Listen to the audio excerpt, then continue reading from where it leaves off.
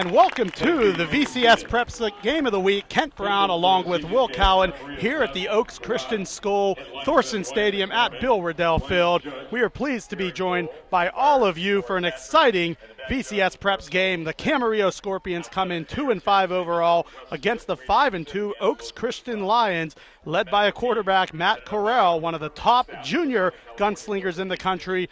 Will, it's the first time the Camarillo Scorpions can say, Marmonte League game, Oaks Christian, we are here, we've earned this right, and now it's time to show why we belong.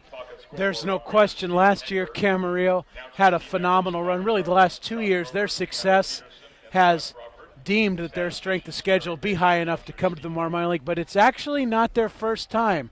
Back in the 90s, before the Pacific View League was created, Camarillo was one of the Marmonte League members along with Channel Islands High School, and Oaks Christian was a construction site at that point. So a lot has changed in the last couple decades of high school football. Yeah, the first time these two schools get to face off, Camarillo and Oaks Christian. Let's discuss this Camarillo team. Last year, 15-1, went all the way to the state championship game, lost a tough one to Del Oro, and we got to cover them a bunch last year. Jake Constantine now off to Boise State. And at first it was Jake Moss the first 5 games. He was the starter. The last 2 games, they've gone to Jonathan Hugo. He comes in with more size, not necessarily the athleticism that Moss has.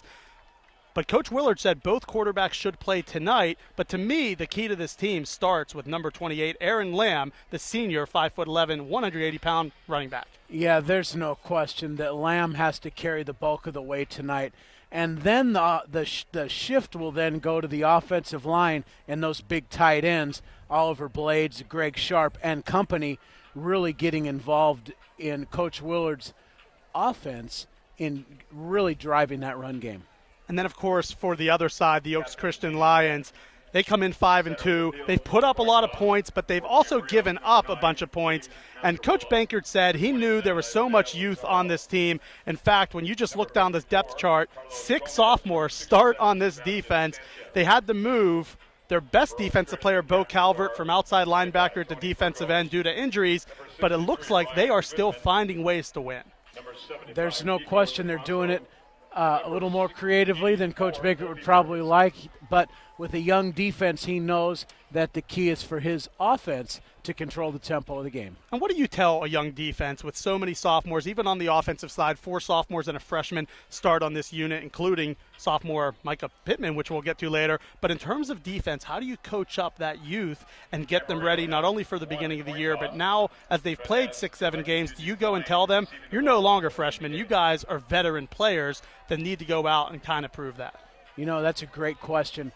And there is no question the first goal is the coaching staff is to keep it simple for this young defense. Put them in situations where they can be successful. Don't force them to make too many reads and too many adjustments early.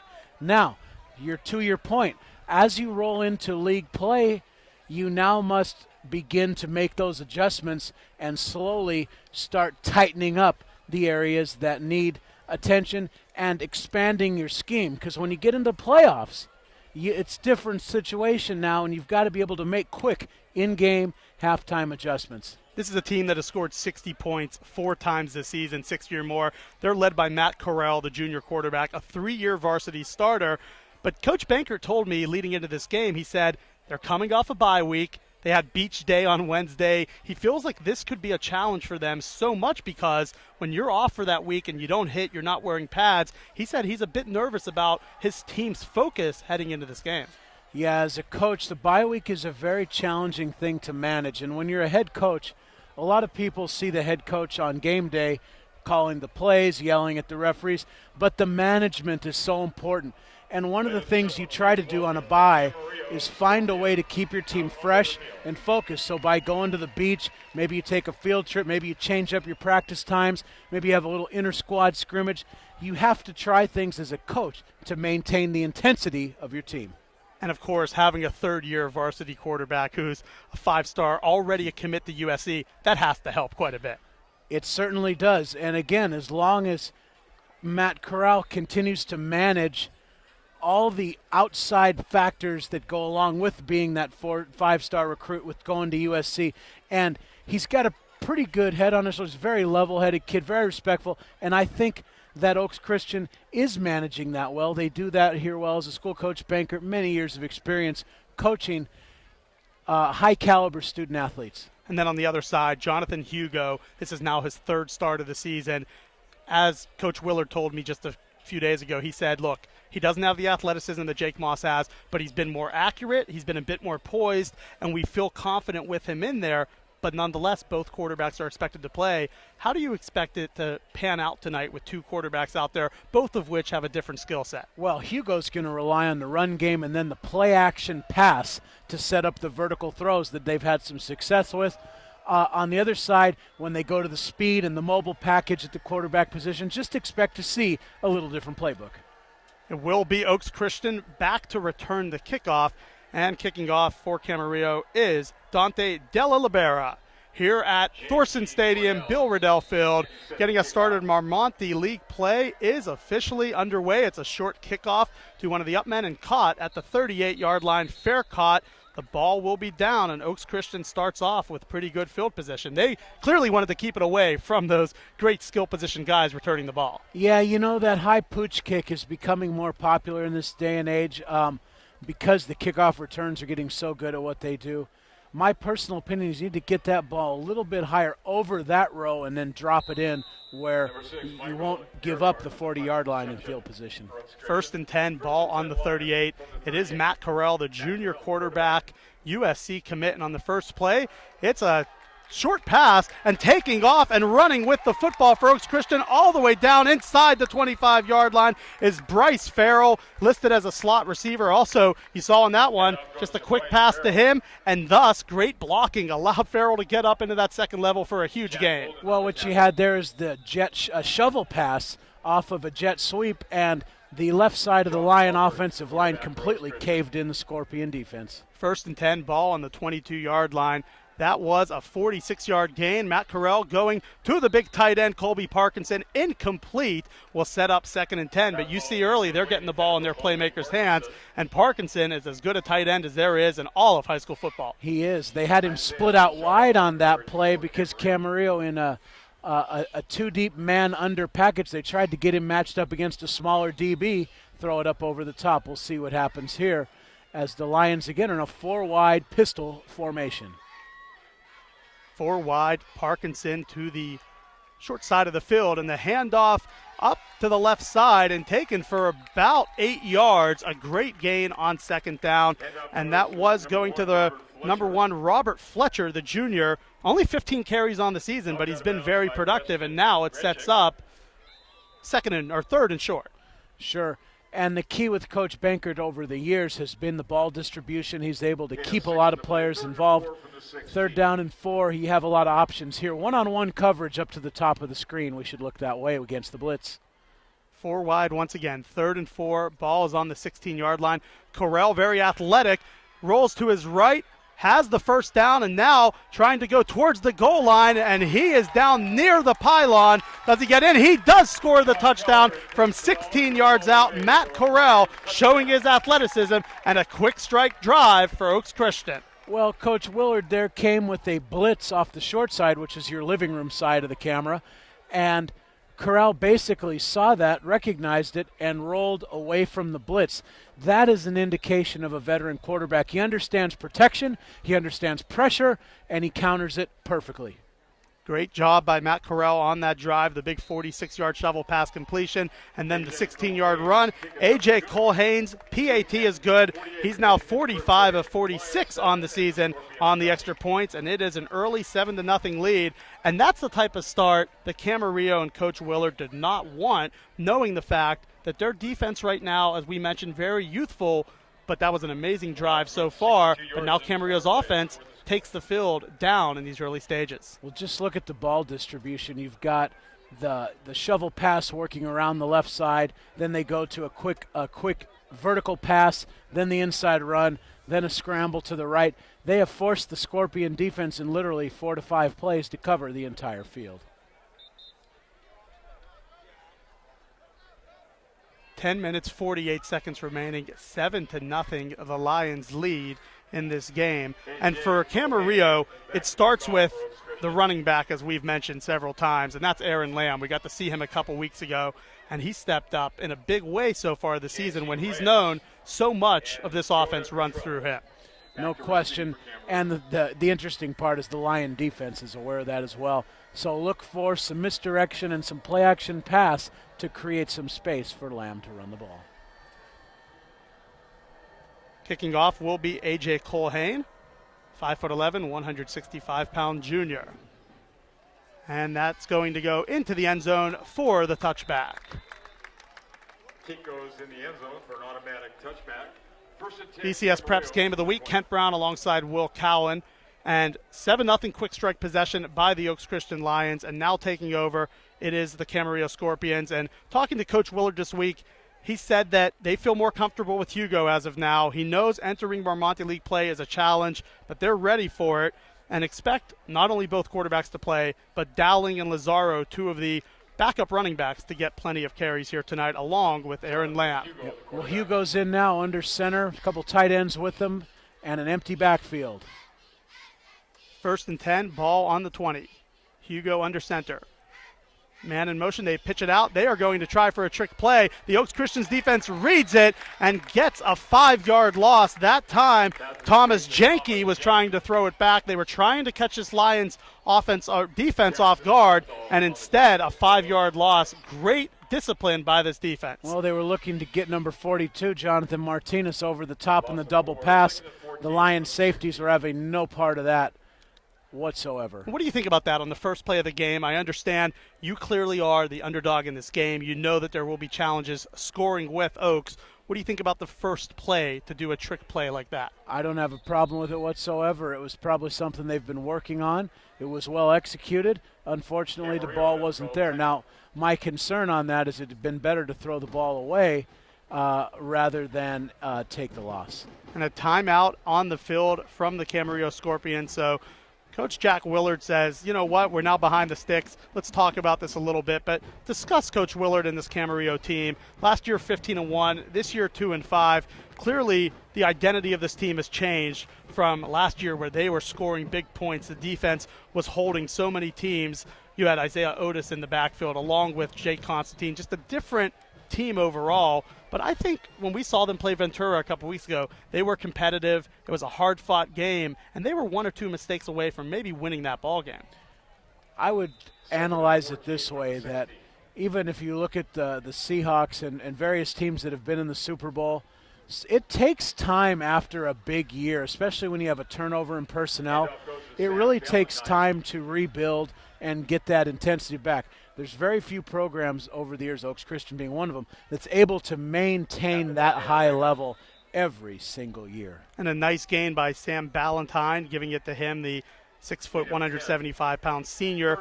Gain of 10, so now it does set up a 3rd and manageable 4 for the Scorpions. Hugo will now go into the pistol formation. His running back, Aaron Lamb, man in motion. Moving across is Lazaro.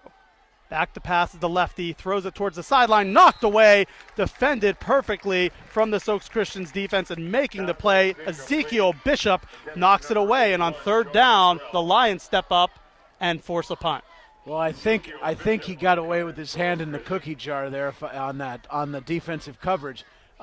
It was solid coverage there, no question, from the Lions, but nonetheless, the Scorpions forced a punt. Back to receive will be Micah Pittman, the dynamic sophomore. He's already had a 99-yard touchdown catch on the season. Has been involved in plenty of big returns as well. Punt's going to go in 2+ territory and now starts to roll past the 40 down to the 38-yard line. So a good punt that time of 36 yards with no return. Oaks Christian gets the ball back, 5:17 remaining in the first quarter. And for this Oaks Christians team, a really good opening possession. 5 minutes, 17 seconds remaining in this first quarter. Discuss a little bit about what Oaks Christian brings to the table, and knowing now, in terms of quarterback, they have Josh Calvert into the game, the sophomore, and all of a sudden, we talk so much about Matt Carell, it's Calvert who has stepped in. He has. Maybe that's a part of the bye week, trying to get extra players some reps. You can see there they keep on the zone read. Very well done. Yeah, we were informed after that first possession that it was Calvert who stepped in for the quarterback position here for Oaks Christian. And on first down, we see what the young, not as experienced sophomore quarterback can do. 6'1", 190. He steps right over that right side, picks up a great gain on first down.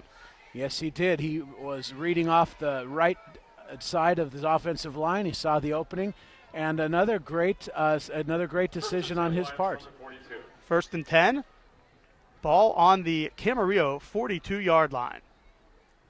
It was a 3-possession drive right down the field that led to the opening drive touchdown from the Lions. On first and 10, ball's thrown on the right side. Farrell, after getting the shovel pass for 46 yards, picks up about 7 yards, sets up second and short. Farrell ran an excellent out pattern there, picked up 5. And what I'm impressed with here with Calvert is his decision-making and his ability to get the ball out quickly to his targets. Now you have a trips formation to the wide side of the field. And an interesting decision to go with Calvert. Just spoke with Coach Bankert yesterday, and Carell appeared by all means to be the guy. Of course, sometimes coaches don't want to give away their game plan to us in the media, but on second down, a short gain. It will be 3rd and 1, that time taking the 2-yard handoff, Robert Fletcher, but it does set up 3rd and very short. Yep, Fletcher did a nice job there getting a yard or two. It should also talk about number 84, Colby Parkinson, a huge target at tight end for the Lions. Parkinson, 6'7", yeah. Commit to Stanford University, the number 1 tight end in the country according to 24/7 Sports, number 2 tight end on Rivals.com. So if he's not the best, he's no worse than number 2 in terms of the recruiting rankings. And now they go to that left side, and it is the big target on the left side. Parkinson completes it for about a 1-yard gain. It's right near the sticks. It will be interesting to see if the officials give them the first down. Yeah, curious there. It looks like they're spotting as a 4th down. He really did. That was an interesting decision because he was covered with outside leverage by the defense, and the Scorpions did a nice job there holding, but now they're going to have to play again on 4th and short. 4th and inches, Calvert under center. Parkinson with the short gain. They flank him out to the right side. Bunch of big linemen here on this team. Fake the handoff, go to Parkinson. He catches it over the middle, complete for a big gain on 4th and inches, and that's where it's a real mismatch, Will. You go to the 6'7" tight end on 4th and inches, and it's pretty much impossible to get a body around him, especially when you go for the fake. Well, the play-action pass, as you allude to, is really the key. Excellent execution from the Lions at that play-action run fake. 7-0 Lions lead here at Oaks Christian School. A big gain on first down, and that time Fletcher again. So we had Labrie, who's a senior. He has not had a carry yet. Matt Carell, the junior, he has not been in the game yet. It's been Fletcher and Calvert, 2 guys with not much experience, but they're going right down the field, and they look like a number 1 offense, even though in the backfield these guys have not been their number 1s all season.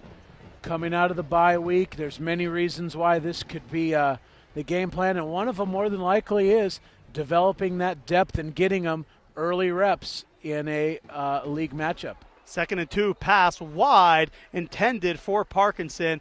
Will set up 3rd and 2, and that time it was a quick 3-step drop. Calvert not on the mark with that one, and it does set up pretty interesting 3rd and 2 here. You have plenty of options with this team. What would you say, your 3rd and 2, ball on the 9, what would you like to run here? Probably something off tackle to the right or left side. Probably hand the ball off and then, again, go for it on 4th down if needed. The Scorpion D was ready, but Calvert keeps it and scores from 9 yards out on 3rd and 2. Fakes the handoff, keeps it to the left side untouched as he goes in for his 2nd touchdown. So first possession, sorry about that, had Matt Carell out there. We just expected the junior signal caller to be out there. It was Calvert. He steps in the 2nd possession. 2 straight possessions, 2 straight rushing touchdowns for the sophomore quarterback. Well, I was just looking at it on the replay in that zone read. They faked the run off tackle just as we suspected. The Scorpions were in a outside blitz defense, and both of the blitzing safety linebacker players went to the running back. That's one of the dangers in those run blitzes, is you have to blitz to all of the weapons, and in this case, a little confusion. The quarterback keep is available. Calvert takes it, and he's off to the races.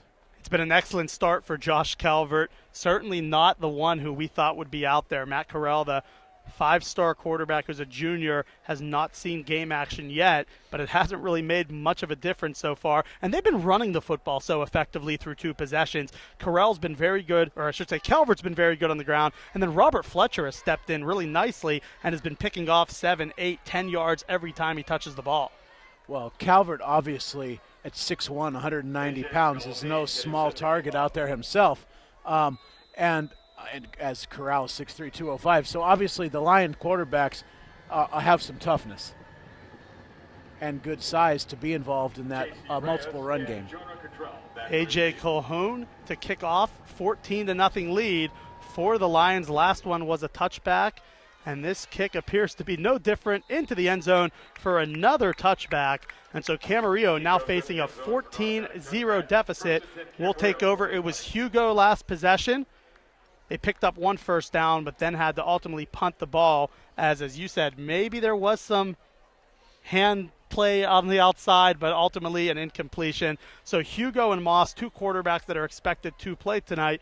We'll see which one of them comes in as the signal caller here. And it does appear it will be Jake Moss making his first appearance of the night. We saw him play at Ventura a few weeks ago, and he was pretty good in that outing. Yep, excellent mobility. The Lions have a stacked box with 8 players up there waiting for him, anticipating that horizontal movement. 1st and 10, ball in the 20. Jake Moss in after Hugo starts. And here on the handoff, it was Dowling, but then kept by Moss for about a 1-yard gain. So they go with the read option there, and it was Moss trying to keep it. But as you mentioned, Will, not a lot up front because this Oaks Christian defense completely suffocated that A-gap. Excellent point. The Lions well prepared for the inside run in that case. Now you see a 4 wide receiver set into your living room, looking probably for a quick pass out here, as it is appear to be 4-on-3 at this point. Lone back remains Dowling. Now they will send 3 to the other side, including the big target, Jonah Cottrell, the leading receiver on the team, to the far side. He's looking for the far side, overthrown, trying to get it to the running back, Colby Dowling. Incomplete, will be 3rd and 9, ball on the 21. Yeah, the last 3rd down, they went with the rollout, the play-action bootleg, and they actually had one of the tight ends wide open. And I would expect to see a very similar situation here with Moss moving that pocket and looking for something over the middle here. Top target is Jonah Cottrell on the season, 460 receiving yards with 7 touchdowns. He's the big target at 6'3", alone on the left side. 2 wide receivers to your near side on your television screen. Throw outside, complete. That time finds Sam Ballantyne. However, it's going to be about 2 yards short of the first down, and it will be 4th and 2. And we've seen that plenty of times this year. You need to get to the sticks. You come up a little bit short, and now you have to send the punt unit in. Yeah, and that's something just with age and experience as a receiver. You need to work 2 to 3 yards past the sticks, knowing that you're going to have to come back and get the necessary yardage. However, excellent job in defensive back play from the Lions to rally and keep them short of the 6 or 2 to 3 players on that tackle. So another quick possession for the Scorpions, setting up a 4th and 2. Micah Pittman back to return. Last punt was 38 yards with no return. This time it will be punted much higher, and right at the 43, Pittman takes it and tackled at the 45, only a 2-yard return, but great field position once again for the Oaks Christian Lions. And so 2 possessions in, it is Josh Calvert remaining in the game, the sophomore quarterback. We know about Bo Calvert, the do-it-all senior outside linebacker / D-end, but now we see Josh Calvert into the game. 2 scores on 2 possessions. First one was a 16-yard rushing touchdown. Second possession, a 9-yard rushing touchdown. And great field position here, 1st and 10 for Oaks Christian. As a sophomore, Calvert has shown tremendous execution thus far. He has opted to take a timeout. Looks like JB wants to talk this over. Maybe a little miscommunication. If you take a minute to look at some of the Oaks Christian offensive linemen, start with the captain, number 75, DeFranzo, Nicolo DeFranzo, 6'3", 285 pounds. Looks like he could bench press half of a Matt truck at any time. Not to mention some of his some of his running mates. Dallas Holiday, 6'4", 300 on the nose, and that's before dinner. You know, there are some massive, massive guys up there. Phenomenal as you go down the list. And they did lose one of their linemen, sophomore Reese Silifau. He tore his ACL a few weeks ago. He was one of the starters on both sides of the line. And Coach Bankert said he was a huge loss, but they do have some big bodies that stepped in and replaced him. Here on 1st and 10, it's going to be a pitch to the right side, then cutting it back, and now streaking down the field, gone for a 54-yard touchdown, and scoring is Bryce Farrell again. And another time where they got Bryce Farrell the ball, he took it in space, and he's fleet of foot, all 155 pounds of him, just soaring by this Camarillo defense. Well, what you have on that play, as we talked about, is the inside shovel pass, but what makes it unique is the pulling guard on that play, kicking out the left defensive end, and as the running back, quarterback fake to the right, the entire defense kind of gets sucked in. You kick out the defensive end, and now suddenly you have a huge running lane. 54-yard gain, so they are doing it in chunks, and that is one thing that Coach Bankert discussed before the game, where he said, we're going to have some big plays. We just hope we don't give up some of the big plays. So far, the defense, 2 times they've stopped the Scorpions' offense. All 3 times this offense got the ball, they have been lethal in their execution. And for Bryce Farrell, that's such a weapon to have. Yeah, I just want to continue to give credit to that Oaks Christian offensive line. Guys like Barreto, Luciano Barreto, number 67, just some big blocks. And as you look at that depth chart for Oaks Christian, they are very, very solid. Yeah, Oaks Christian overall 21-0, just really dominating this game. Yep, no question about it. No question. Phenomenal execution from the Lions. The Lions lead 21-0. Start of Marmonte League play here, 5-2 overall on the season. And going through their schedule, they've been scoring so much here today. The ball goes deep into the end zone, another touchback. So all 3 times they've been able to pin the Camarillo Scorpions back into the 20-yard line. 21-0. Its first possession had his Camarillo went with Hugo getting his 3rd straight start, and now Jake Moss was in on the 2nd possession. Which quarterback, I mean, it's only been 1 possession each, but obviously against this type of defense, which has athleticism all over the field, do you rather have sort of the big-bodied quarterback with not as much athleticism in Hugo but a bit more accuracy, or would you probably rather have Moss, who could maybe be a bit more erratic in terms of accuracy but clearly has the athleticism? Well, at 21-0 down, you probably would want the pure passer. That would be the common logic. Now under center it is Hugo, the drop-back passer. Goes to his left side and is pressured and sacked for a big loss. The Oaks Christian Lions started off the first play of the Scorpions' offensive game with a sack, a loss for 5 on a trick play. And this time, coming up and making the play, the USC verbal commitment, Bo Calvert, the 6'5" outside linebacker with the huge stop. Well, one of the great things there is he was able to maintain his discipline. The Scorpions showed a run fake to the right, play action boot out to the left, and he maintained his leverage, his angles, makes the play with excellent execution. 3:20 remaining in the first quarter, 21-0. Oaks Christian leads here at Thorson Stadium, trying to get their first win in the Marmonte League, and the Camarillo Scorpions, the first meeting between them and Oaks Christian School. It's now 2nd and 20. The pitch goes to the right side, and Colby Dowling will be knocked out of bounds after a short gain, and now it remains 3rd and very long. Right, and at this point we're in Camarillo's situation. You almost have to just take it play by play here and just try to get a few positive plays back to back. 3rd and this long, probably will be a screen or a draw, hoping to get just the ball out of that reverse red zone, as I like to call it, when you're backed up, and just try to get it to where you can punt the ball and flip the field position. Now Jake Moss back into the game on 3rd and 17. So they are rotating both quarterbacks in on back-to-back plays. It was Hugo, now it is Moss as the signal caller, the junior. And he throws a quick pass, incomplete. That time it was intended for Isaiah Lazaro unable to bring it in. And another quick possession by the Scorpions, and they will punt deep in their own territory. And we've seen so far what Oaks Christian will do, getting great field position on seemingly every possession.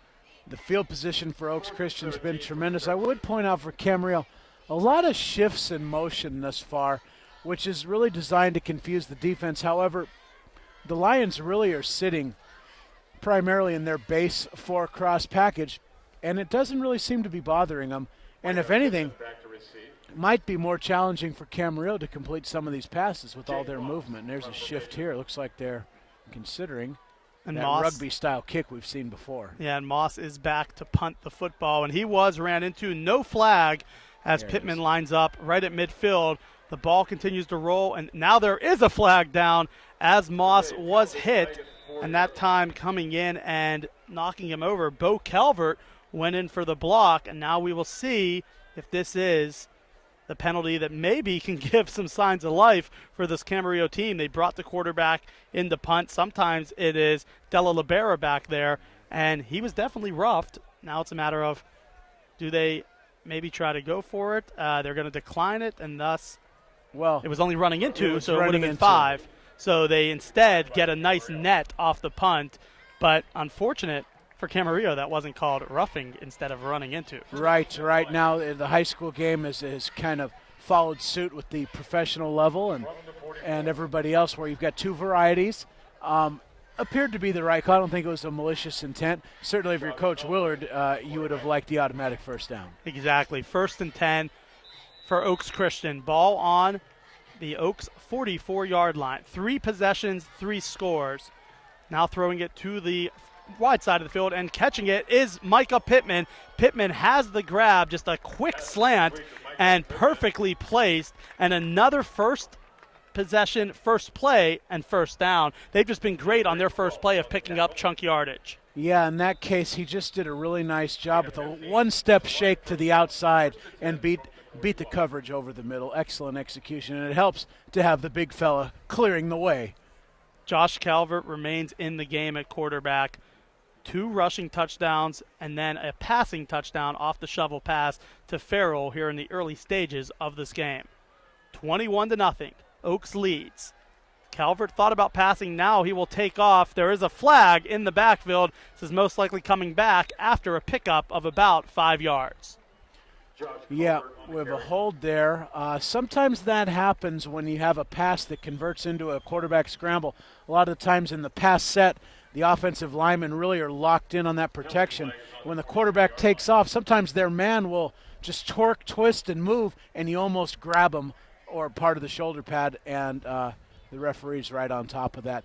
Happens all the time on a scramble situation. And for Josh Calvert to come in this situation, you haven't started a game all season. You're a sophomore. Matt Carell is the do-it-all, everything junior quarterback, 5-star, and now you have great talent around you, but you still have to go out there and execute. What have you seen so far from the sophomore signal caller? It looks like he's been very poised in the early stages of this game. Yes, his ball distribution, he hasn't made. The number one thing with the young quarterback you're looking for to see if they make any bad decisions with the ball on 2nd and 3rd down. Haven't seen any. He's got the ball out quick, he's been accurate, and he's in control of the offense. 1st and 21, trying to go to Micah Pittman, incomplete. Would have needed to be about 6'8". Maybe they needed Parkinson down for that one, just overthrown. But that's a throw I think you'll live with, knowing only your receiver can make that play. Certainly a great point you make. You throw the ball where the defense is on the inside, so you obviously throw the ball to the outside. What he's got to learn there is to add a little trajectory to the ball, and you want to drop that ball in rather than throwing it on a flat angle, which you saw there. Micah Pittman's older brother, Michael Pittman Jr., now a freshman at USC. Of course, their father, Michael Pittman, a Super Bowl winning running back with the Tampa Bay Bucks. A little bit over a decade ago, John Gruden and that team. So excellent lineage coming from a football family. On 2nd and 21, a short gain. That time they hand it off. And there are, you mentioned a bunch of young players. Troy Burgos, he's a senior running back, not many carries on the year. He was stopped, and that time the Camarillo front stepped up, wrapped up, and took him down for a loss of 1. He did. The Scorpion D with that 3-man line. Very, very sound with what they've showed so far. Now to a 4-man rush in 3rd down. 3rd and 22. Another quick slant goes to Pittman. Pittman catches it, attempts to turn back. He fumbles the football. Camarillo will pick it up and returning it down the field inside the 30, now down to the 25. A huge return as Pittman lost control of the football, and for Camarillo coming up and making the play, that time it was Isaiah Lazaro, and we've seen him have a couple attempts on the offensive side, but the sophomore strong safety comes up with the return and brings it all the way back to the 25-yard line. The defense needed to do something like that to give the offense some hope, and that was a huge fumble and a great return by Lazaro. Well, the sudden change is very important, hopefully, for the Scorpions. They can capitalize. But now, as we mentioned, that young Lions defense running out in the sudden change situation, we'll see how they react right now when the iron's in the fire. Scorpions into the red zone. 1 minute remaining in the first quarter, 21-0 Lions lead. They scored on their first 3 possessions. Jake Moss remains the quarterback, so they're going with the athletic junior. And now he will keep the ball inside the 20-yard line, a gain of 6, and it sets up 2nd and 4, and a great gain, but the blocking that time stepped up big for Camarillo.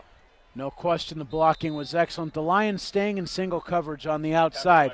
So as Moss begins to move the pocket and look for those throws, he should start surveying the outside of the field and trying to get simple completions, much like the Lions do early in the sticks.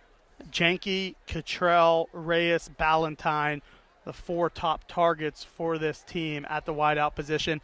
And going to the top of your screen, Ballantyne and Cottrell are the 2 wide. Now they will blow the play dead.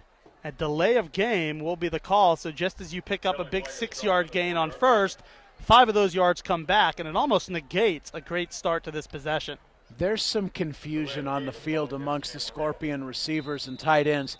They were laid out of the huddle. They're not sharp in and out of their formations. There looks like a lot of language and shifting going on, and hopefully they can right the ship here as they're now in 2nd and long. 2nd and 9, 16 seconds remain in the first quarter. Aaron Lamb gets the handoff but trips for no gain, and it will now be the end of the first quarter with Camarillo trying to strike and get into the red zone. The Oaks Christian Lions leading 21-0 here in this game. So how about this start for Oaks Christian, 21-0. We will get a few scores here from the county, but I think it's been a great start. But now Camarillo really needs to step up and make something happen. They need points on this possession. They do. Great start for the Lions. The Scorpions have got to take advantage of the fact that the Oaks Christian defense is tight inside. They're making it very difficult. They've slipped on some inside runs, and they've got to get the ball to the perimeter of the field. Here are a few scores from around the area. Westlake leading St. Bonaventure 21-14 at the end of the first quarter. We have a surprise score of the night so far. San Marcos leading Ventura 14-0 at the end of the first. Oak Park 6, Simi Valley 3. And then, how about this? Moore Park 14, Thousand Oaks 7 as well. The Newberry Park game, of course, a big game where they're going up against Calabasas. We will get you that score here shortly as well. But how about some of those scores here in the area? And from our Monty League play to kick off here tonight, and so many of the area teams back after last week where so many teams were out. But in this game, 21-0, it becomes somewhat paramount that you put up a touchdown here on this possession after the defense makes the huge stop and gets the turnover. Moss remains the quarterback. Start of the second quarter, man in motion is Cottrell. They hand it to Cottrell. He goes around the right side, picks up about half the needed yardage, and now it will set up 4th and 5. Yep, a critical 4th down. You saw Cottrell do a nice job on the jet sweep there. Again, 4th and 6 here. If I'm Camarillo, you've got to take the one-on-one matchups. It's going to be very difficult to complete the ball right now over the middle the way the Lions defense is stacked. And the other score, Newberry Park and Calabasas scoreless after the first quarter, 0-0 for that big matchup here. You can follow all these scores at VCS Preps, and we, of course, at VCStar.com. The Ventura County Star VCS Preps game of the week, and on 4th down, they attempt to go to the fullback, incomplete. There is a flag down in the backfield, though, and it does appear it will be roughing the passer, which will give a 1st down to Camarillo. Yeah, another breakdown from the Lions. We've seen 2 opportunities here where Oaks Christian's kind of shot themselves in the foot. In this case, the young defense not taking care of business. Their quarterback out of the pocket, ball in the air. You got to lay off that play. Yeah, that time a foolish mistake by the defense. You obviously saw the turnover, and then even the running into the punter could have been potentially roughing into, which would have given another first down. So a few mistakes in the last couple minutes of this ball game, but this now firmly puts Camarillo in the red zone. They will be up goal-to-go situation, and that is what the Scorpions needed. They've needed a couple breaks in these last couple minutes. They've gotten those breaks, but now it's going to be up to this offensive line and this unit to find a way to get into the end zone as it sets up right outside the 10, so they could pick up another first down as the ball is set at the 11. Yes, they are setting the sticks appropriately. They've got to get that inside run game going. That's going to be paramount for the Scorpions. First and 10, ball on the 11. It is Cottrell along with Ballantyne to the right side of the formation. The back is Aaron Lamb. He's had a big year, and this time it's handed off up the middle to Lamb for about a 4-yard gain. We'll set up 2nd and 6. Yeah, really nice job from the Scorpion offensive line. That little power G off tackle leading through into the hole. And Lamb's presence needs to be felt now, and that's really his job as a guy that they really depend on, the senior running back. He has got to assert himself right now and make sure his team knows that they're here to stay tonight.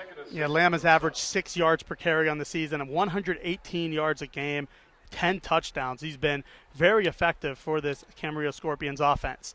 2nd and 7. High snap, and getting the ball and coming down with it was Jake Moss, but he had nowhere to go as the defense surrounded him near the line of scrimmage. Fortunate for Moss to come up with that snap and instead lost 2 yards, which will set up a 3rd and 8. Yeah, Culvert there, really savvy play. Sometimes on those broken plays, some of the rush men will get a little bit out of position, out of their lanes. They'll have none of that here tonight from the Lion D. 10.5 minutes remaining, second quarter. Here on the VCS Preps Game of the Week from Thorson Stadium, Oaks Christian School. They come in 5-2. The Camarillo Scorpions 2-5 on the season. And it has been a dominant first quarter for Oaks Christian. They lead 21-0. Camarillo is on the doorstep, though, trying to get its first score of the game. 2 men in motion to the left side. I formation, Lamb, the tailback. And they pitch it to him on the left side. Now they throw it to Cottrell. Cottrell will turn it upfield and all the way down into the end zone, and an 8-yard touchdown scored by Jonah Cottrell. He's done it through the air all year, and that time they give it to the big 6'3" receiver, and he's able to get in for the touchdown. A hybrid version of the old end around. Cottrell finding some daylight there. A little concerning holding the ball out like it was his lunch pail, but he really needs to protect the ball so that they don't have a turnover. But excellent execution from the Scorpions, and that was the statement they needed to make, that they know the score was 21-0 at the end of the first quarter, but they're going to continue to compete, and they're going to continue to execute those things that they need to do. So a 9-yard touchdown from Jonah Cottrell. The PAT is up and good, and just like that, Camarillo back into this ball game.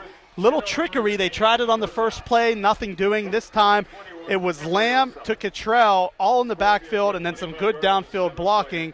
And for the Scorpions, they knew it wasn't going to be easy, but after that tough first quarter, the defense stepped up big, forcing the turnover, and now the offense rewarded the defense with that 25-yard touchdown possession. So now here's where the cat and mouse game begins. Coach Willard is going to double cover Pittman. He's going to put a lot of attention on Colby Parkinson, the big tight end.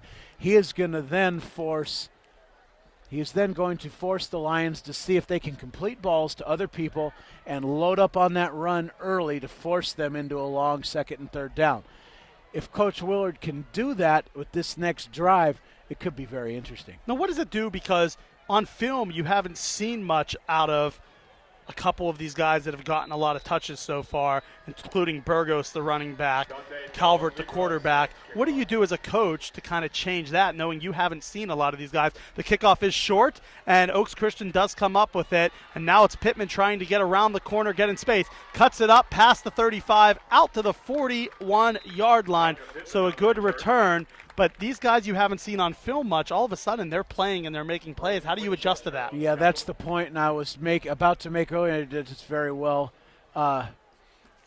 stated on your part that it takes a while for a defensive coordinator. If you've got certain targets and keys that you're looking for, and those players are not in the game, it does take a bit to adjust, and you can already see the adjustment now from Coach Willard, right down to the four-man front with double coverage on the outside. That time Culvert is going to hand it off, and picking up another first down is going to be Zach Charbonnet, his first carry of the game, and it's just seemingly like clockwork. Every time they get a possession, their first play goes for a first down. That one, not 54 yards, but a good run by Charbonnet.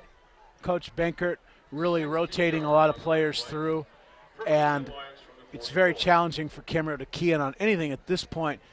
In a two-deep defense, they will continue to run the ball because there's only a five-man box. Calvert has it, picks up about 6 yards, and sets up 2nd and 4.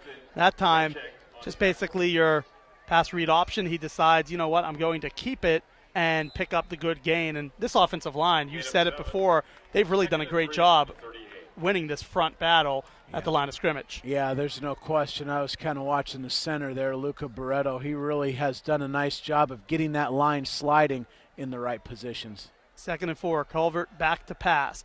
Pressure coming from his right side. A flag is thrown as he picks up 3 yards, but it is in the backfield. And as you mentioned, when the quarterback starts to scramble after a potential pass, sometimes that's going to be a hold. And now that's the second time today that Oaks has shot itself in the foot by committing a penalty after the quarterback Calvert has taken off. Yeah, you could see Ryan Goodman, number 63, the 275-pound captain, not happy with that call from the officials. There was a little bit there, but I could understand as a former offensive lineman. It is really frustrating when you are held to that level of precision with your hand placement. And Coach Banker just talking to the linesman here, wanting some clarity on those, maybe saying, hey, you know what, either the other team's doing it or we feel like this is something you need to watch out for. Just getting in those coaching chops to these officials, making sure they stay honest here as it gets backed up to 2nd and 16. Ball now into Lions territory. That time it's going to be a delayed handoff to Charbonnet. Charbonnet is able to get it back to the original line of scrimmage, and a good 6-yard pickup will set up 3rd and 10. Yeah, the Scorpions have gone to a 4-2 defense, and what that does is if you keep your defense as they do in a 4-deep situation, one side, which is you'll see here, number 16 for Camarillo, the outside linebacker, he is really covering hard to the wide side of the field. So keep an eye over here into your screen for a possible opening. Ballantyne, a really good two-way player on 3rd and 10. It's completed across the middle, and that is the one guy you cannot leave with any daylight. But how do you defend a 6'7", 240-pound skilled tight end like Parkinson? Not that I'm a mind reader, but what happened there is you saw Sam Ballantyne, the outside linebacker, covering the wide side of the field, which means you're one linebacker short to the seam on the short side, which is exactly where Calvert went with the ball. That time it was an 18-yard pickup, 1st and 10. Calvert under center. The back is Charbonnet. The handoff goes to Charbonnet, and it will be a loss. That time coming up and making the play for the Scorpions defense was a huge stop, and it was Alejandro Gomez, the defensive tackle, who stepped in, beat his man, and then took down Charbonnet for the 5-yard loss. Old Washington Redskin counter tray there from Coach Benkert, where you pull the entire left side of the line, and what happened there is Gomez chased it down from the backside. Great job on 1st down. It's now 2nd and 15, 7.5 minutes remaining in the second quarter. Here from Thorson Stadium on campus at Oaks Christian School. That pass is high, and there's a flag in the backfield, as now a bunch of the Camarillo fans are unhappy. Coming in and hitting the quarterback, there were 2 different players, including Ballantyne. and it looks like this could potentially be a roughing the passer on the defense. Yeah, well, Coach Willard there came with the blitz. It did its job, forcing Calvert to throw the ball earlier than he would have liked. Unfortunately, you have to pull up and stay off the passer. Player safety, such a critical element of the game now, and you can't get away with that play. You've got to pull up when the ball is on its way out. And we've seen it consistently called. It's been called on both sides here tonight. One time gave Camarillo a first down, and now this time will give Oaks Christian a first down as they enter the red zone. And they've been very efficient, whether it's been in the red zone or anywhere else on the field tonight. They've scored touchdowns on 3 of their 4 possessions, have the Lions. Charbonnet with the inside handoff, a short gain of 2 yards, sets up 2nd and 8, just a little bit over 7 minutes remaining in the second quarter. You are listening to and watching the Ventura County Stars VCS Preps Game of the Week. Kent Brown and Will Cowan on the call. Oaks Christian and Camarillo here for the Marmonte League opening league game of the season for these teams. Camarillo searching for its 3rd win of the year. Oaks Christian looking for its 6th win of the season. Another handoff to Charbonnet. He will cut inside the 10 now, down to the goal line, standing in and scoring the 8-yard touchdown. It is the sophomore, Zach Charbonnet, with the touchdown, and that is now, he's averaging 51 yards a game. That is another touchdown for Charbonnet and this Oaks Christian team. Yeah, it was an excellent job on his part of breaking the first couple tackles, getting his cut and the run upfield vertically right away.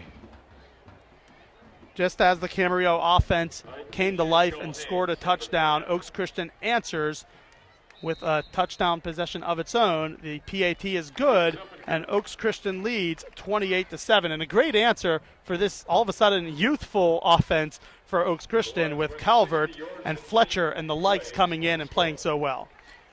Yeah, no question. It's been really impressive to see some of these young Lions step in to leadership positions, and they've done a nice job, no question about it. Credit to Coach Bankert for allowing them this opportunity to play earlier than they might normally be used to, and a great job from the Lions in executing.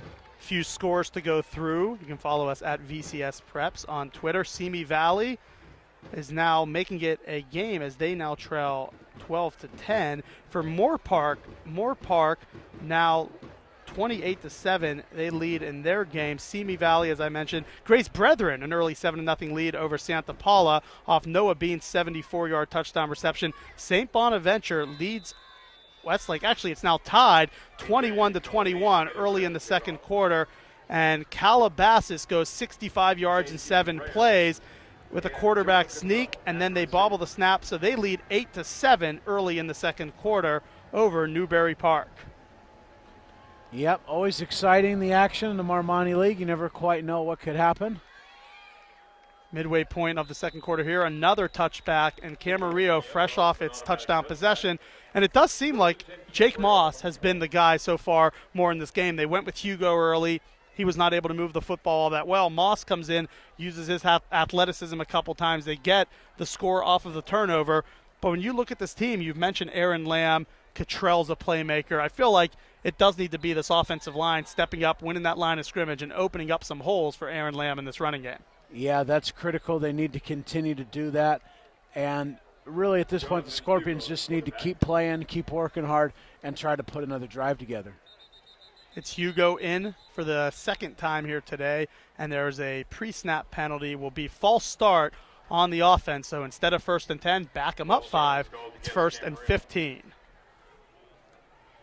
Beautiful night here in Oaks Christian School. And talking to these coaches this week leading into this game, it seemed like for Camarillo and Coach Willard, he likes the direction of this team. He just knows there's a lot of youth. Defensively, he knew there would be struggles, but he also said that he likes where this team's headed, and their confidence level after 7 games is so much higher than it was earlier in the year. There's another flag down as they attempt a screen pass. It will be a loss of a couple yards, and we'll see what the flag is. It is a holding call, and it will back up the Scorpions even more. But the confidence level for this team, Coach Willard said, has come up here in this last month. It really has. The problem is when you play one of the best teams in Southern California, it exposes every weakness that Coach Willard would be concerned with. And that's really been the challenge thus far for Camarillo, is putting plays together. They declined the penalty, which will make it 2nd down and about 16 after the loss of a couple. I understand the point in that. At this point, force the offense to have to gain a lot of yards on lesser downs. 2nd and 16. It is Hugo, Jonathan Hugo, the 6'5 senior, in at quarterback. The tailback is Dowling. They go to Dowling, and he catches it for a 1st down.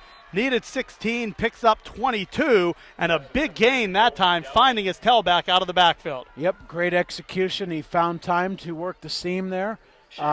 Really nice job by the Scorpions keeping this drive alive. We'll see now if they can get Lamb going on 1st down. The biggest offensive play of the game so far in terms of yardage after facing what looked to be a very much difficult 2nd and 16. A great play by Dowling. And that is what Coach Willard said. Dowling and Lazaro are 2 guys that need to step up here today. Lazaro on the defensive side made a big play. He's one of those running backs. And now we see Dowling. Shift a man in motion, the fullback blocking to the left side. And now Lamb takes the inside handoff. A short gain of 2, 2nd and 8 from the 39. Yep, they're staying with the game plan. It's good. They got to get heavy doses of Lamb, and that really will set up everything else. 2nd and 8. Aaron Lamb on the season. He has had 300 yards receiving, 2 receiving touchdowns. He's averaging 44 in the air. And then on the ground, 828 rush yards, 118 yards a game, and 10 touchdowns. So he's been very efficient, both catching and running.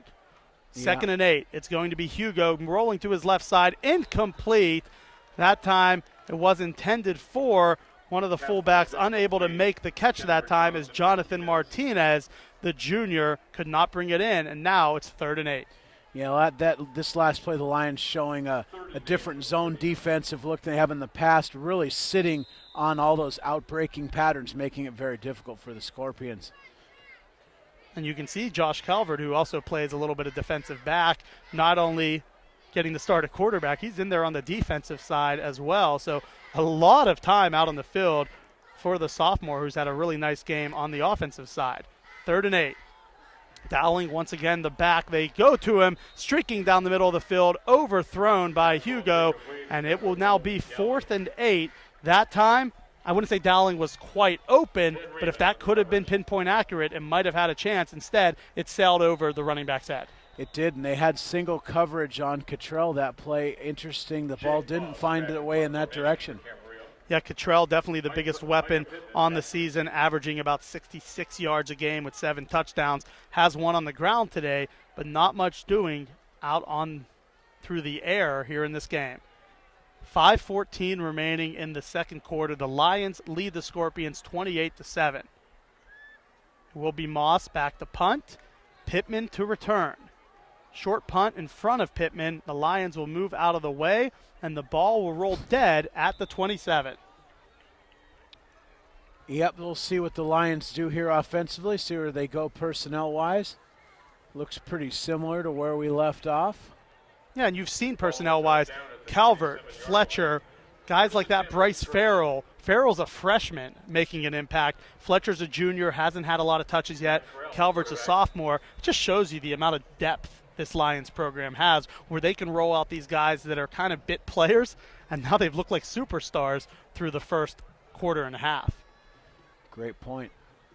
On 1st and 10, it is Calvert. Throws complete to Micah Pittman, and he is going to be about a yard short of the 1st down sticks. And if you know that name, Micah Pittman, his brother Michael last year tore it up, is now at USC as a freshman, was a 4-star recruit last year. Michael Pittman, their father, got to speak with him before the game, and he said the one thing that attracted him for his kids to go to this school was the fact that you have great coaching, there's great players all around you, and he knew that this was the type of program that would teach the Pittman brothers how to play the game of football at a high level.